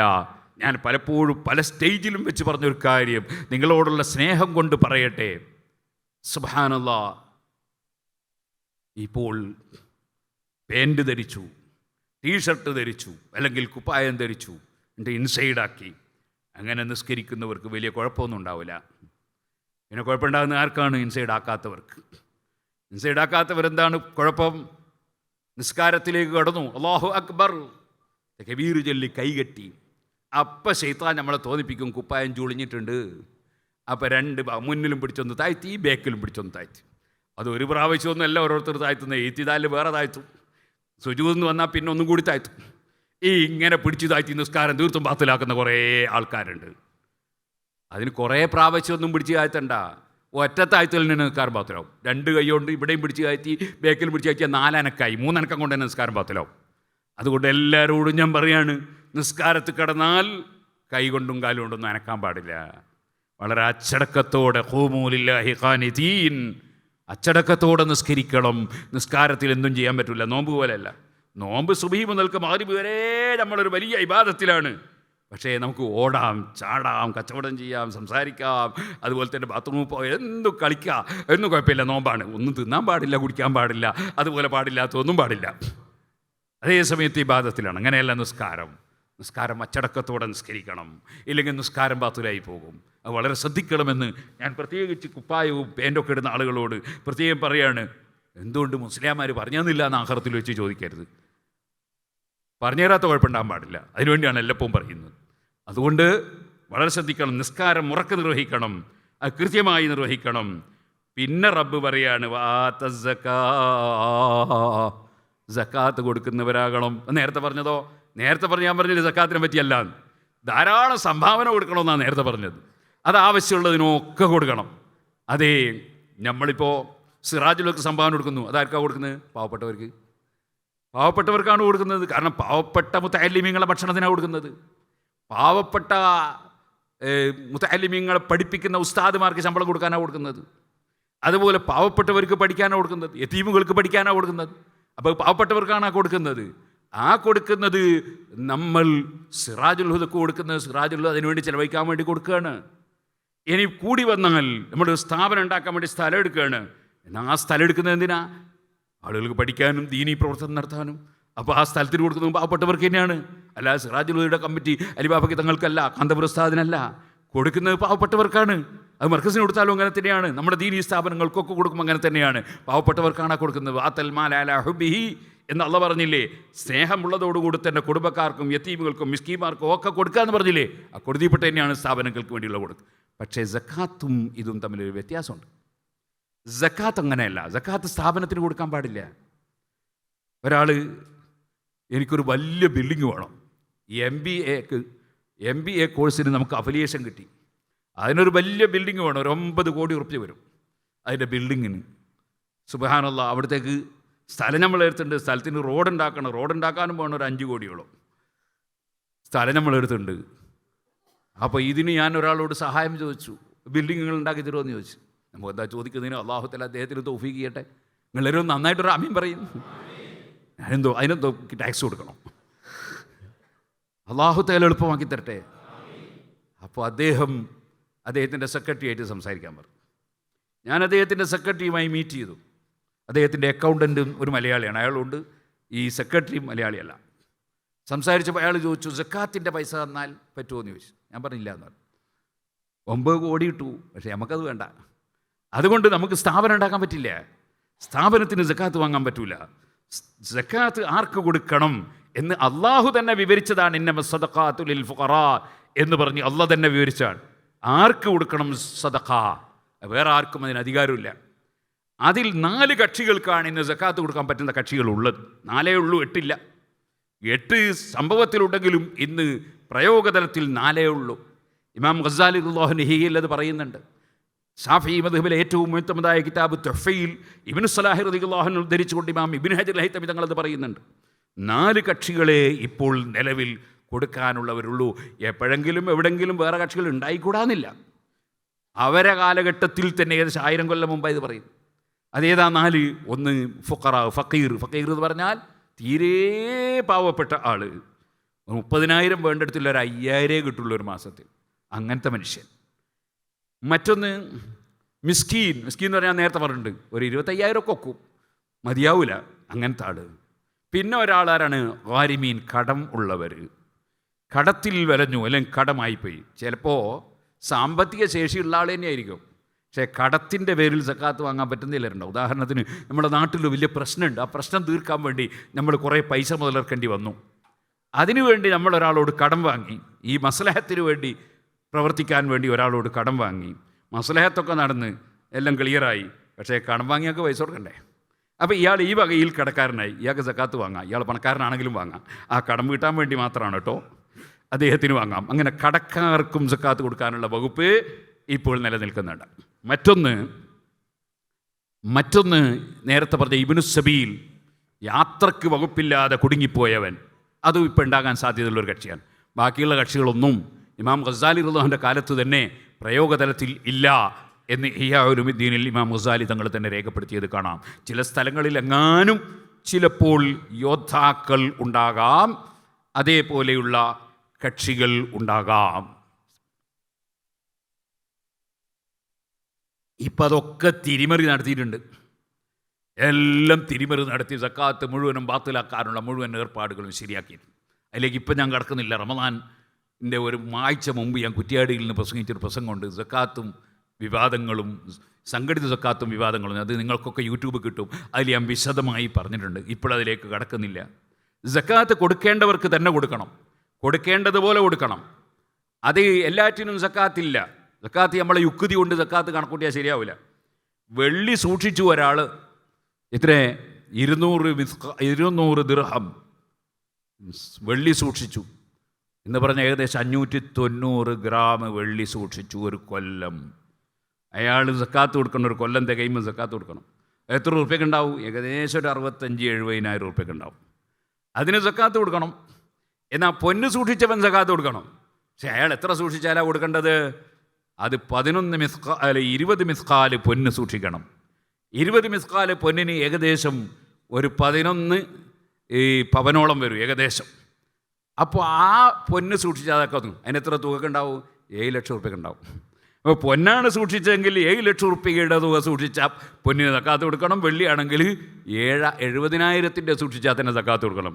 ഇത് രണ്ടും എങ്ങനെയാണ്? നമ്മൾ ബുദ്ധി കൊണ്ട് എങ്ങനെ അളക്കുക? യുക്തി കൊണ്ടെങ്ങനെ അളക്കുക? അളക്കാൻ കഴിയൂല. ഏതുപോലെ സുബ്ഹി നിസ്കാരം 2 റക്അത്ത്, ളുഹർ 4. നമ്മൾ ബുദ്ധി കൊണ്ടെന്നാളെ നോക്ക്. ളുഹറിൻ്റെ സമയത്തല്ലേ ജോലിയെല്ലാം എടുത്ത് ക്ഷീണിച്ച് അപ്പം 2 രാവിലെ 4 അല്ലേ വേണ്ടത്? അങ്ങനെയാണോ ഇസ്ലാമിൻ്റെ ഇബാദത്ത്? നമ്മളെ വകയിൽ കണക്കൂട്ടലാ. സുബ്ഹാനല്ലാഹ്. ഉംറക്ക് പോയിട്ട് അവസാനം അമീർ പറഞ്ഞ് എന്താ മുടി കളഞ്ഞ് തീർന്നു തന്നെ. അപ്പോൾ ഏറ് കയ്യണ്ടേന്ന് ചോദിച്ചു. ഉംറക്ക് ഏറില്ല, അത് ഹജ്ജിനേ ഉള്ളൂ. എവിടെയെങ്കിലും എറിഞ്ഞാൽ പറ്റൂല, എറിയേണ്ടടുത്ത് തന്നെ എറിയണം. അതിന് ആദ്യത്തെ ദിവസത്തെ ഏറ് ഒറ്റ ജമറക്ക് മാത്രം, മറ്റേ 2 ഏറില്ല അന്ന്. പിറ്റേന്ന് പോൽക്ക് 3. അതിന് തന്നെ തെർത്തീബുണ്ട്, ഒരുപാട് കണക്കുണ്ട്. അറഫയിൽ പോയി എപ്പോൾ ദുൽഹജ്ജ് 8-ൻ്റെ അന്ന് ഒരു കാര്യവുമില്ല. അല്ല, ദുൽഹജ്ജ് 10-ൻ്റെ അന്ന് പോയി, അതുകൊണ്ടും വലിയ കാര്യമില്ല. അപ്പോൾ നിങ്ങൾ ആലോചിക്കണം, ഓരോ പറഞ്ഞ പോലെ നടക്കുക എന്നുള്ളതാണ്. അതിലപ്പുറം ഒന്നുമില്ല. റുക്കു എന്താ 1, സുജൂദ് എന്താ 2 എന്ന് ചോദിച്ചു ചങ്ങാതി. അതിനെങ്ങനെ നമ്മൾ മറുപടി അറിയാം? അങ്ങനെ എല്ലാറ്റിനും മറുപടി പറയണമെന്നുണ്ടോ? അങ്ങനെ ഇല്ല. ഒരാൾ ഡോക്ടറെ അടുത്ത് പോയി, കാലിൻ്റെ മുട്ടിന് വേദന, എത്ര ചികിത്സിച്ചിട്ടും മാറുന്നില്ല. ഡോക്ടറോട് എന്താ ഡോക്ടറെ മാറാത്തത്? വയസ്സ് കുറേ ആയില്ലേ ആചാര്യ, ഒരു 85-90 ആയില്ലേ? അപ്പോൾ അയാളെ ചോദ്യം, മറ്റേ കാലിനും അതേ വയസ്സ് തന്നെയല്ലേ? ശരിയല്ലേ? മറ്റേ കാലിനും അതേ വയസ്സില്ല, അതിനൊന്നും വേദനയൊന്നും ഇല്ലല്ലോ. ഇതെങ്ങനെയാണ് മറുപടി അറിയാം? അപ്പോൾ യുക്തി കൊണ്ട് അളക്കാൻ പറ്റുമോ? പടച്ചവൻ കൊടുക്കുന്നത് സ്വീകരിക്കുക എന്നല്ലാതെ പടച്ചവൻ തന്ന നിയമത്തെ സ്വീകരിക്കുക, അതിലപ്പുറമില്ല. 40 ആടുണ്ടായാൽ സക്കാത്ത് കൊടുക്കണം. 80 ഉണ്ടായാലോ? 40 ഉണ്ടായാലോ ഒരാട്. 80 ആടുണ്ടായാലോ ഒരാട് തന്നെ. 120 ആടുണ്ടായാലോ ഒരാട് തന്നെ. 121 ആയാലോ 2 ആട്. അപ്പം 80-1 എടുക്കുകയാണെങ്കിൽ നമ്മളെ കണക്കിന് 40-1 കൊടുക്കുമ്പോൾ 80-ന് 2 വേണ്ടേ? അങ്ങനല്ല, അങ്ങനെ ഇല്ല. അപ്പോൾ ഇസ്ലാം എന്ന് പറഞ്ഞാൽ അള്ളാഹ് പഠിപ്പിച്ചതുപോലെ ചെയ്യുക, അതാണ് ഇബാദത്ത്. അള്ളാഹ് പറഞ്ഞതുപോലെ ചെയ്യുക, അതാണ് ഇബാദത്ത്. അത് നമ്മൾ മനസ്സിലാക്കണം. അള്ളാഹ് പറയാണ്, നിസ്കാരം മുറക്ക് നിർവഹിച്ചവൻ്റെ പുണ്യമാണ് ശരിയായ പുണ്യം. സക്കാത്ത് കൊടുക്കേണ്ടതുപോലെ കൊടുത്തവൻ ചെയ്യുന്ന പുണ്യമാണ് ശരിയായ പുണ്യം. കാരണം അതില്ലെങ്കിൽ ഇസ്ലാമിൻ്റെ പഞ്ചസ്തംഭം തന്നെ അവൻ അംഗീകരിക്കാത്തവനായിപ്പോയി. അതേ, കച്ചവടക്കാർ നന്നായി ശ്രദ്ധിക്കണം. കച്ചവടച്ചരക്കിന് സക്കാത്ത് കൊടുക്കണം. പക്ഷേ ചരക്കല്ല കൊടുക്കേണ്ടത്, പണമാണ് കൊടുക്കേണ്ടത്. ആട്ടിന് സക്കാത്ത് കൊടുക്കണം, അത് ആട് തന്നെയാണ് കൊടുക്കേണ്ടത്. ഒട്ടകത്തിന് 5 ഒട്ടകമുണ്ടാകുമ്പോൾ സക്കാത്ത് കൊടുക്കണം, പക്ഷേ അത് ആടാണ് കൊടുക്കേണ്ടത്. ഓരോന്നിനും ഓരോ നിയമമാണ്. അതേ, കച്ചവടച്ചരക്കിന് ചരക്കല്ല കൊടുക്കേണ്ടത്. അരിക്കച്ചവടക്കാരൻ അരിയല്ല സക്കാത്ത് കൊടുക്കേണ്ടത്, പണമാണ് കൊടുക്കേണ്ടത്. ആ അരി വില കെട്ടിയിട്ടതിൻ്റെ വിലയാണ് കണക്കാക്കിയിട്ട് 2.5% കൊടുക്കേണ്ടത്. ഓരോന്നിനും ഓരോ നിയമമാണ്. ആ നിയമമനുസരിച്ച് ചെയ്യണം. അത് പാവപ്പെട്ടവർക്ക് കൊടുക്കണം. പാവപ്പെട്ടവർക്ക് കൊടുക്കണം. അപ്പം ഞാൻ നേരത്തെ പറഞ്ഞില്ലേ, പാവപ്പെട്ടവർക്ക് തന്നെയാണ് സിറാജുൽ കൊടുത്താൽ ഉണ്ടാവുക. പക്ഷേ അത് പാവപ്പെട്ടവർക്ക് ഉടമയാക്കി കൊടുക്കണം. അതാണ് ഖുർആൻ ഇന്നമ സദഖാതു ലിൽ ഫുഖറാ, നിർബന്ധമായ ധർമ്മം സകാത്ത് ഫഖീറന്മാർക്ക് ഉടമപ്പെടുത്തി കൊടുക്കണം. ഒരാളൊരു ദിവസം ഒരു മസല വെച്ച്, ഒരാളേത്ത് 10 ലക്ഷം റുപ്യ കിട്ടാനുണ്ട്, ഞാൻ സക്കാത്ത് കൊടുക്കാൻ കുറേ ഉണ്ട്, ഞാൻ 10 ലക്ഷം അങ്ങ് പൊരുത്തപ്പെട്ട് കൊടുത്താലോ? അത് മതിയാവില്ല. അയാൾ പാവപ്പെട്ട ആൾ തന്നെയാണ്, കടക്കാരനാണ്, പക്ഷേ പൊരുത്തപ്പെട്ട് കൊടുത്താൽ മതിയാവില്ല. അത് പിന്നെ എന്ത് വേണം? നിങ്ങൾ 10 ലക്ഷം തന്നെ കൊടുക്കുന്നതിന് കുഴപ്പമൊന്നുമില്ല. ചിലർക്ക് ധാരണയുണ്ട് സക്കാത്ത് തന്നെ കുറഞ്ഞ പൈസ കൊടുക്കാവുന്നൊരു ധാരണയുണ്ട്. ആ ധാരണ ശരിയല്ല. ഒരാൾക്ക് ഒരു വീടുണ്ടാക്കാൻ ഒരു 10 ലക്ഷം റുപ്യ വേണം, 10 തന്നെ കൊടുക്കാം. ഒരാൾക്ക് 10 തന്നെ കൊടുക്കാം.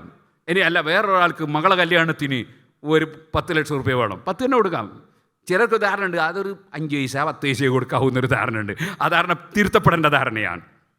ഇരിക്കട്ടെ സുഹൃത്തുക്കളെ, നമ്മളെ നാട്ടിലൊക്കെ പാവപ്പെട്ടവർ വീടില്ലാതെ കഷ്ടപ്പെടുമ്പോൾ നല്ല ബിസിനസ് നടത്തുന്നവർ ഒരു വീട്ടിൻ്റെ സംഖ്യ അയാൾക്ക് കൊടുക്കണം. വീട് എടുത്തു കൊടുത്താൽ പറ്റുമോ? അത് പറ്റൂല. വീട് എടുത്തു കൊടുക്കാൻ പറ്റില്ല. വീട്ടിൻ്റെ സംഖ്യ അയാൾക്ക് ഉടമയാക്കി കൊടുക്കണം, അയാൾക്ക് കൊടുക്കണം. ഉസ്താദെ, അയാൾ ഏറ്റവും 10 ലക്ഷം കൊടുത്താണ്ടല്ലോ ഒറ്റ മാസം കൊണ്ട് അങ്ങ് തീർന്നു, പിന്നെ പുരണ്ടാവില്ല. അതിന് വേറെ പണിയുണ്ട്, അതെന്തേ? അയാളെ കൈ 10 കൊടുക്കുക, അയാളെ കൈ കിട്ടിക്കഴിഞ്ഞ് ഇനി അയാളതാണ്, അയാൾ ഇഷ്ടം പോലെ ചെയ്യാം. അയാൾക്ക് വേണമെങ്കിൽ വീടുണ്ടാക്കാം, ഇനി അല്ലെങ്കിൽ അദ്ദേഹത്തിന് വേറെ എന്തോ ചെയ്യാൻ നമുക്ക് നോക്കേണ്ട ആവശ്യമില്ല. അയാൾ കൊടുത്തു കഴിഞ്ഞില്ലേ, അയാൾ അവകാശം കൊടുത്തു കഴിഞ്ഞു. പക്ഷേ അത് നഷ്ടപ്പെട്ടു പോകും, അത് വേണ്ടതുപോലെ ആവില്ല എന്നൊരു തോന്നലുണ്ടോ? എന്നാൽ അദ്ദേഹത്തോട് പറയാം, എനിക്കൊരു വീട് വേണ്ടേ, നീ ഒരു വീട് വെച്ചാൽ വലിയ സന്തോഷമാണ്, ഞാൻ ഇനിയൊരു വീടുണ്ടായിക്കോട്ടെ എന്നൊക്കെ വിചാരിച്ചിട്ടാണ് തന്നത്. അതുകൊണ്ട് വീടുണ്ടാക്കാൻ വേണ്ടി നമ്മളൊരു കരാർ കൊടുക്കില്ലേ, ഞാൻ ഒരു കോൺട്രാക്ടർ എനിക്ക് പരിചയപ്പെടുത്തി തരാം, എഗ്രിമെൻറ്റ് എഴുതാം. അപ്പം തന്നെ ഒരു കോൺട്രാക്ടറെ വിളിച്ച് അവൻ എഗ്രിമെൻ്റ് എഴുതിച്ച് അത് ചെയ്യുക. അത് അവൻ ചെയ്യുന്നില്ലെങ്കിൽ വേണമെങ്കിൽ നമുക്ക് SSFൻ്റെ കീഴിൽ ചെയ്യാം, അല്ലെ SYSൻ്റെ കീഴിൽ ചെയ്യുക, അല്ലെ RSCയുടെ കീഴിൽ ചെയ്യുക, അല്ലെ ICFൻ്റെ കീഴിൽ ചെയ്യുക, അല്ലെ വേറെ അത് കമ്മിറ്റി മുഖേന ചെയ്യുക. കമ്മിറ്റി സക്കാത്ത് വാങ്ങുന്നില്ല കേട്ടോ, കമ്മിറ്റി കൊടുക്കുന്നില്ല കേട്ടോ, മറിച്ച് സക്കാത്തിൻ്റെ വിഷയത്തിൽ സഹായം ചെയ്യുന്നു, അതിന് കുഴപ്പമൊന്നുമില്ല. ഏതുപോലെ ഹജ്ജ് കമ്മിറ്റി പോലെ. ഹജ്ജ് കമ്മിറ്റി ഹജ്ജ് ചെയ്യാനുള്ള കമ്മിറ്റിയല്ല, ഹജ്ജ് ഏറ്റെടുത്ത് ചെയ്യുന്ന കമ്മിറ്റിയല്ല, ഹജ്ജ് ചെയ്യുന്നവർക്ക് സഹായം ചെയ്യാനുള്ള കമ്മിറ്റിയാണ്.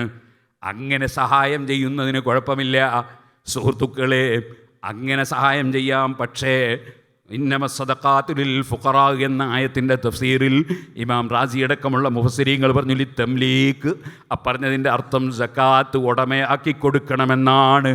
ചിലർക്ക് ഉദാഹരണമുണ്ട്, റമദാൻ മാസത്തിൽ ഈ സക്കാത്തിൻ്റെ പൈസ ഉണ്ട്, കുറേ അരി വാങ്ങിയിട്ടൊക്കെ വിതരണം ചെയ്യാൻ മതിയാവില്ല. നിൻ്റെ കച്ചവടത്തിൻ്റെ സക്കാത്തിന് അരി കൊടുത്താൽ മതിയാവില്ല, നീ പണം തന്നെ കൊടുക്കണം. ആ പണം അദ്ദേഹത്തിൻ്റെ കയ്യിലെത്തി എന്ന് ഉറപ്പ് വരുത്തണം. ആർക്കാണോ നീ കൊടുക്കുന്നത് അദ്ദേഹത്തിൻ്റെ കയ്യിലെത്തി എന്ന് ഉറപ്പ് വരുത്തണം. അപ്പോൾ നീ കൊടുക്കുന്ന ഒരാളെ ഏൽപ്പിക്കാൻ, നിൻ്റെ സെക്രട്ടറിനെ ഏൽപ്പിക്കാൻ, അല്ലെ നിൻ്റെ അക്കൗണ്ടൻറ്റിനെ ഏൽപ്പിക്കാൻ, അല്ലെ നിനക്ക് വിശ്വാസമുള്ള ഒരു വ്യക്തിയെ, ഒരു പണ്ഡിതനെയോ അള്ളാഹുവിനെ പേടിക്കുമെന്ന് വിചാരിക്കുന്ന ഒരാളെ ഏൽപ്പിക്കാൻ, അയാളങ്ങ് കൊടുത്തു വെച്ചാൽ മതി, അതിന് കുഴപ്പമില്ല. പക്ഷേ ആ അർഹതപ്പെട്ട വ്യക്തിയുടെ കയ്യിലെത്തുന്നത് വരെ നീയാണ് ഉത്തരവാദി. അഥവാ എത്തിയില്ലെങ്കിലോ, എന്നാൽ നിന്റെ ഉത്തരവാദിത്വം തീരൂല. ഉത്തരവാദിത്വം, ബാധ്യത തീരൂല. അത് അദ്ദേഹത്തിന് എത്തിയെന്ന് ഉറപ്പ് വന്നാലേ ബാധ്യത തീരുകയുള്ളൂ. അതുകൊണ്ടാണ് ഇമാം ശാഫിഈ റളിയല്ലാഹു അൻഹു പറഞ്ഞത്, സ്വന്തം കൊടുക്കുന്നതാണ് കൂടുതൽ പുണ്യം, കാരണം പൂർണ്ണമായി ഉറപ്പ് കിട്ടുമല്ലോ. അപ്പോൾ വ്യക്തികളെ ഏൽപ്പിച്ചുകൊണ്ട് ചെയ്യാം, വിശ്വസ്തരായിരിക്കണം. അവിടെ എത്തിയെന്ന് നമുക്ക് ബോധ്യമാവുകയും വേണം. അത് ബോധ്യമില്ലെങ്കിൽ അദ്ദേഹത്തിന് കുറ്റമുണ്ട് എന്ന് മാത്രമല്ല, നമ്മളെ ഉത്തരവാദിത്തം തീരൂല. ഏതുപോലെ, നമ്മളൊരാൾക്കൊരു 10,000 റുപ്യ വാങ്ങിയിട്ട് കൊടുക്കാനുണ്ട്, അത് നമുക്കൊരാളത്ത് കൊടുത്തയച്ചൂടെ? കൊടുത്തേക്കാം. അയാളാണ് കൊടുത്തില്ലെങ്കിലോ? കൊടുത്തയച്ചില്ല, നമ്മൾ തന്നെ ഉത്തരവാദി, 10,000 നമ്മൾ കൊടുക്കേണ്ടി വരും. കാരണം ഹഖുൽ ലിസായിരി വൽ മഹ്റൂം, ഇത് അവകാശമാണ്, ഇത് പാവപ്പെട്ടവൻ്റെ അവകാശം കിട്ടണ്ടേ? അത് കിട്ടുന്ന രൂപത്തിൽ കൊടുക്കണം. അങ്ങനെ ആരെങ്കിലും കൊടുത്തേൽപ്പിച്ചാൽ പോരാ.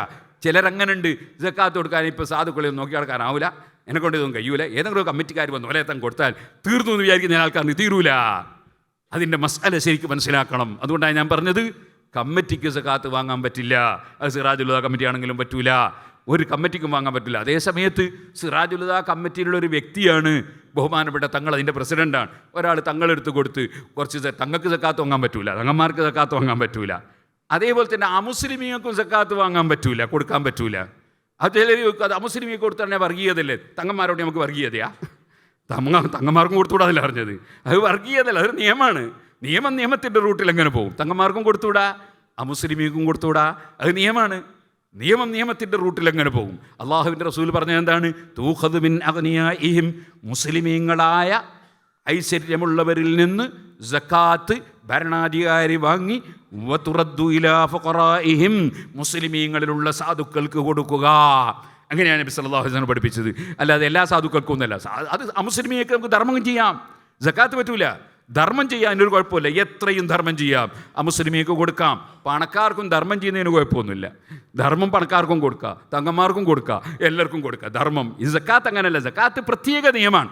ആ നിയമം അനുസരിച്ച് തന്നെ കൊടുക്കണം. അപ്പോഴേ സക്കാത്ത് കൊടുത്ത് വീട്ടുക എന്ന് പറഞ്ഞതാവുകയുള്ളൂ എന്ന ബോധം മുസ്ലിമീങ്ങൾക്കുണ്ടാകണം. ഞാനതിപ്പോൾ ഇവിടെ വിശദീകരിക്കുന്നില്ല.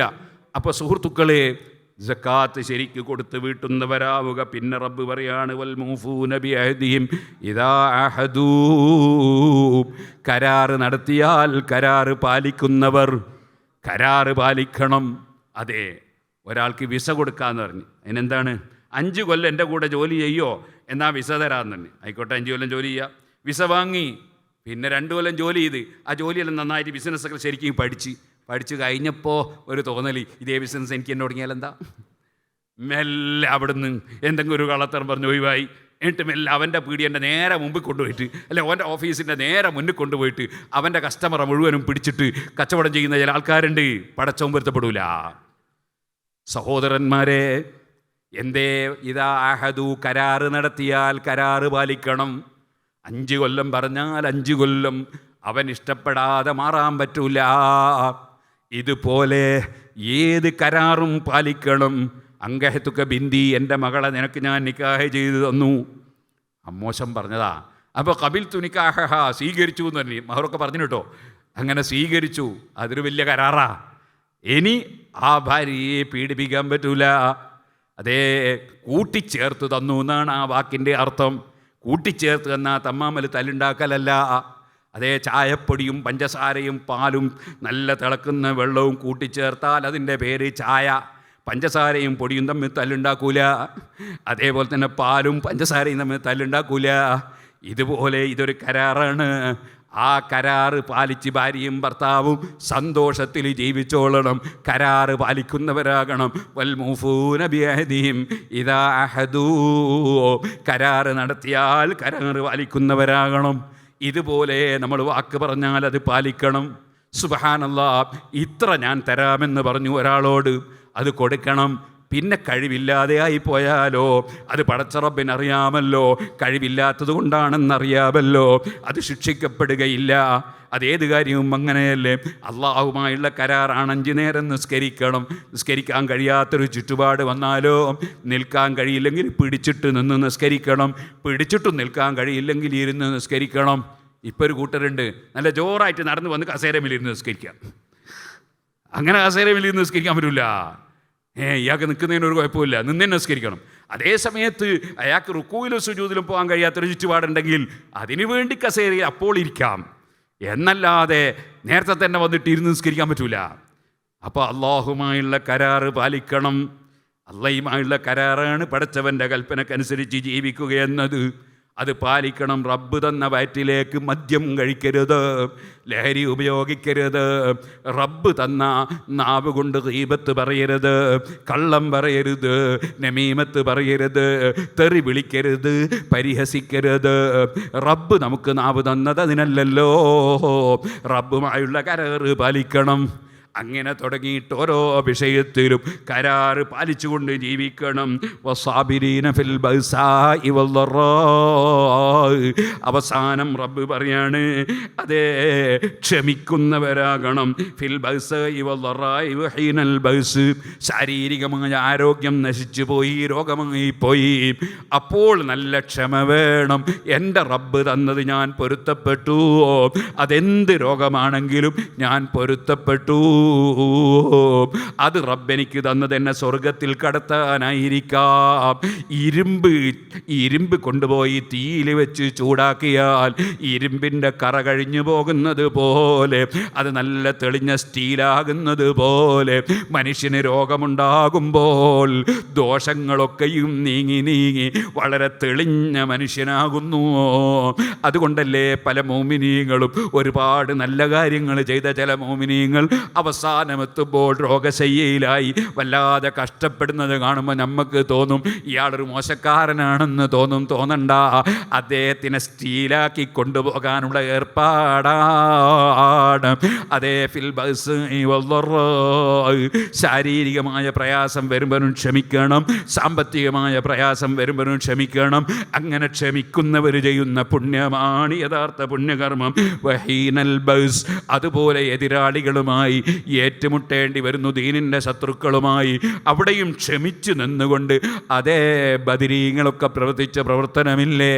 ഇസ്ലാമിക രാഷ്ട്രത്തിൻ്റെ തലവൻ്റെ നേതൃത്വത്തിൽ യുദ്ധം നടക്കുമ്പോൾ യുദ്ധത്തിൽ പങ്കെടുത്ത് ഷഹീദാകുന്നവരില്ലേ?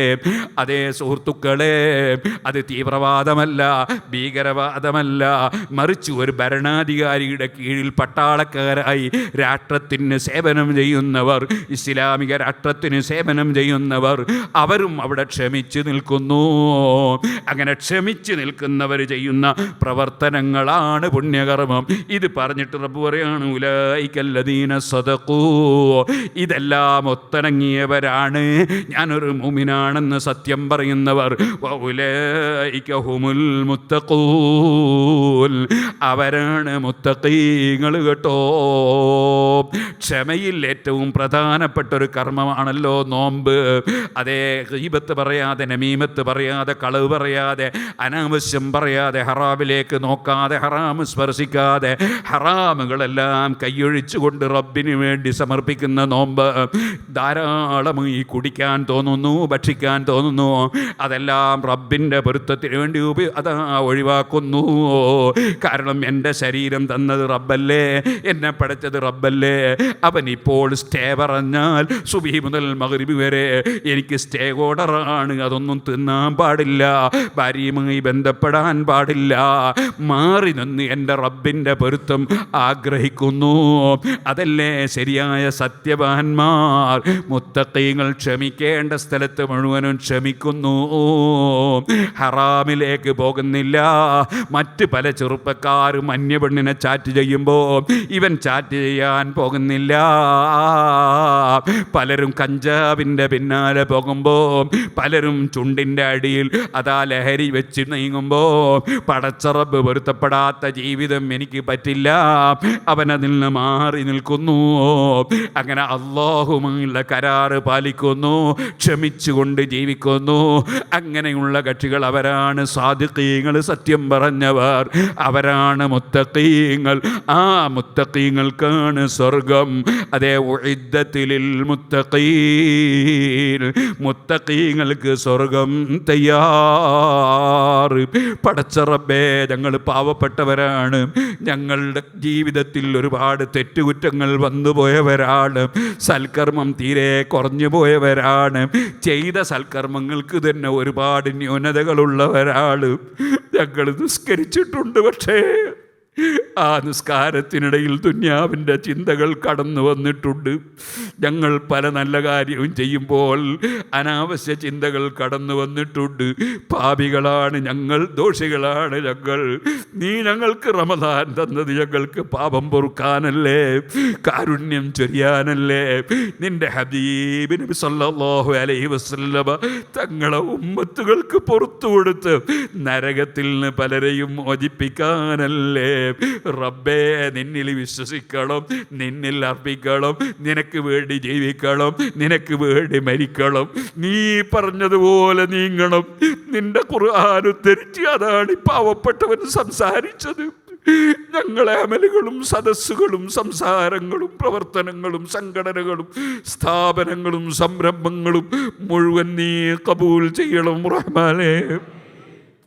ഞങ്ങളെല്ലാവരെയും, ഞങ്ങളെ സ്നേഹിച്ചവരെയും, ഞങ്ങളെ ദീനീ പ്രവർത്തനങ്ങളിൽ സഹായിച്ചവരെയും സഹകരിച്ചവരെയും എല്ലാ മുഅ്മിനീകളെയും നീ നരകത്തിൽ നിന്ന് മോചിപ്പിക്കണം റഹ്മാനേ. സ്വർഗാവകാശികളിൽ പെടുത്തിത്തരണം റഹ്മാനേ. ഞങ്ങളെ സദസ്സുകൾ ദുആക്ക് ഇജാബത്തുള്ള സദസ്സാക്കി തരണം റഹ്മാനേ. ഞാൻ എൻ്റെ വാക്കുകൾ നിർത്തുന്നു. സുഹൃത്തുക്കളെ,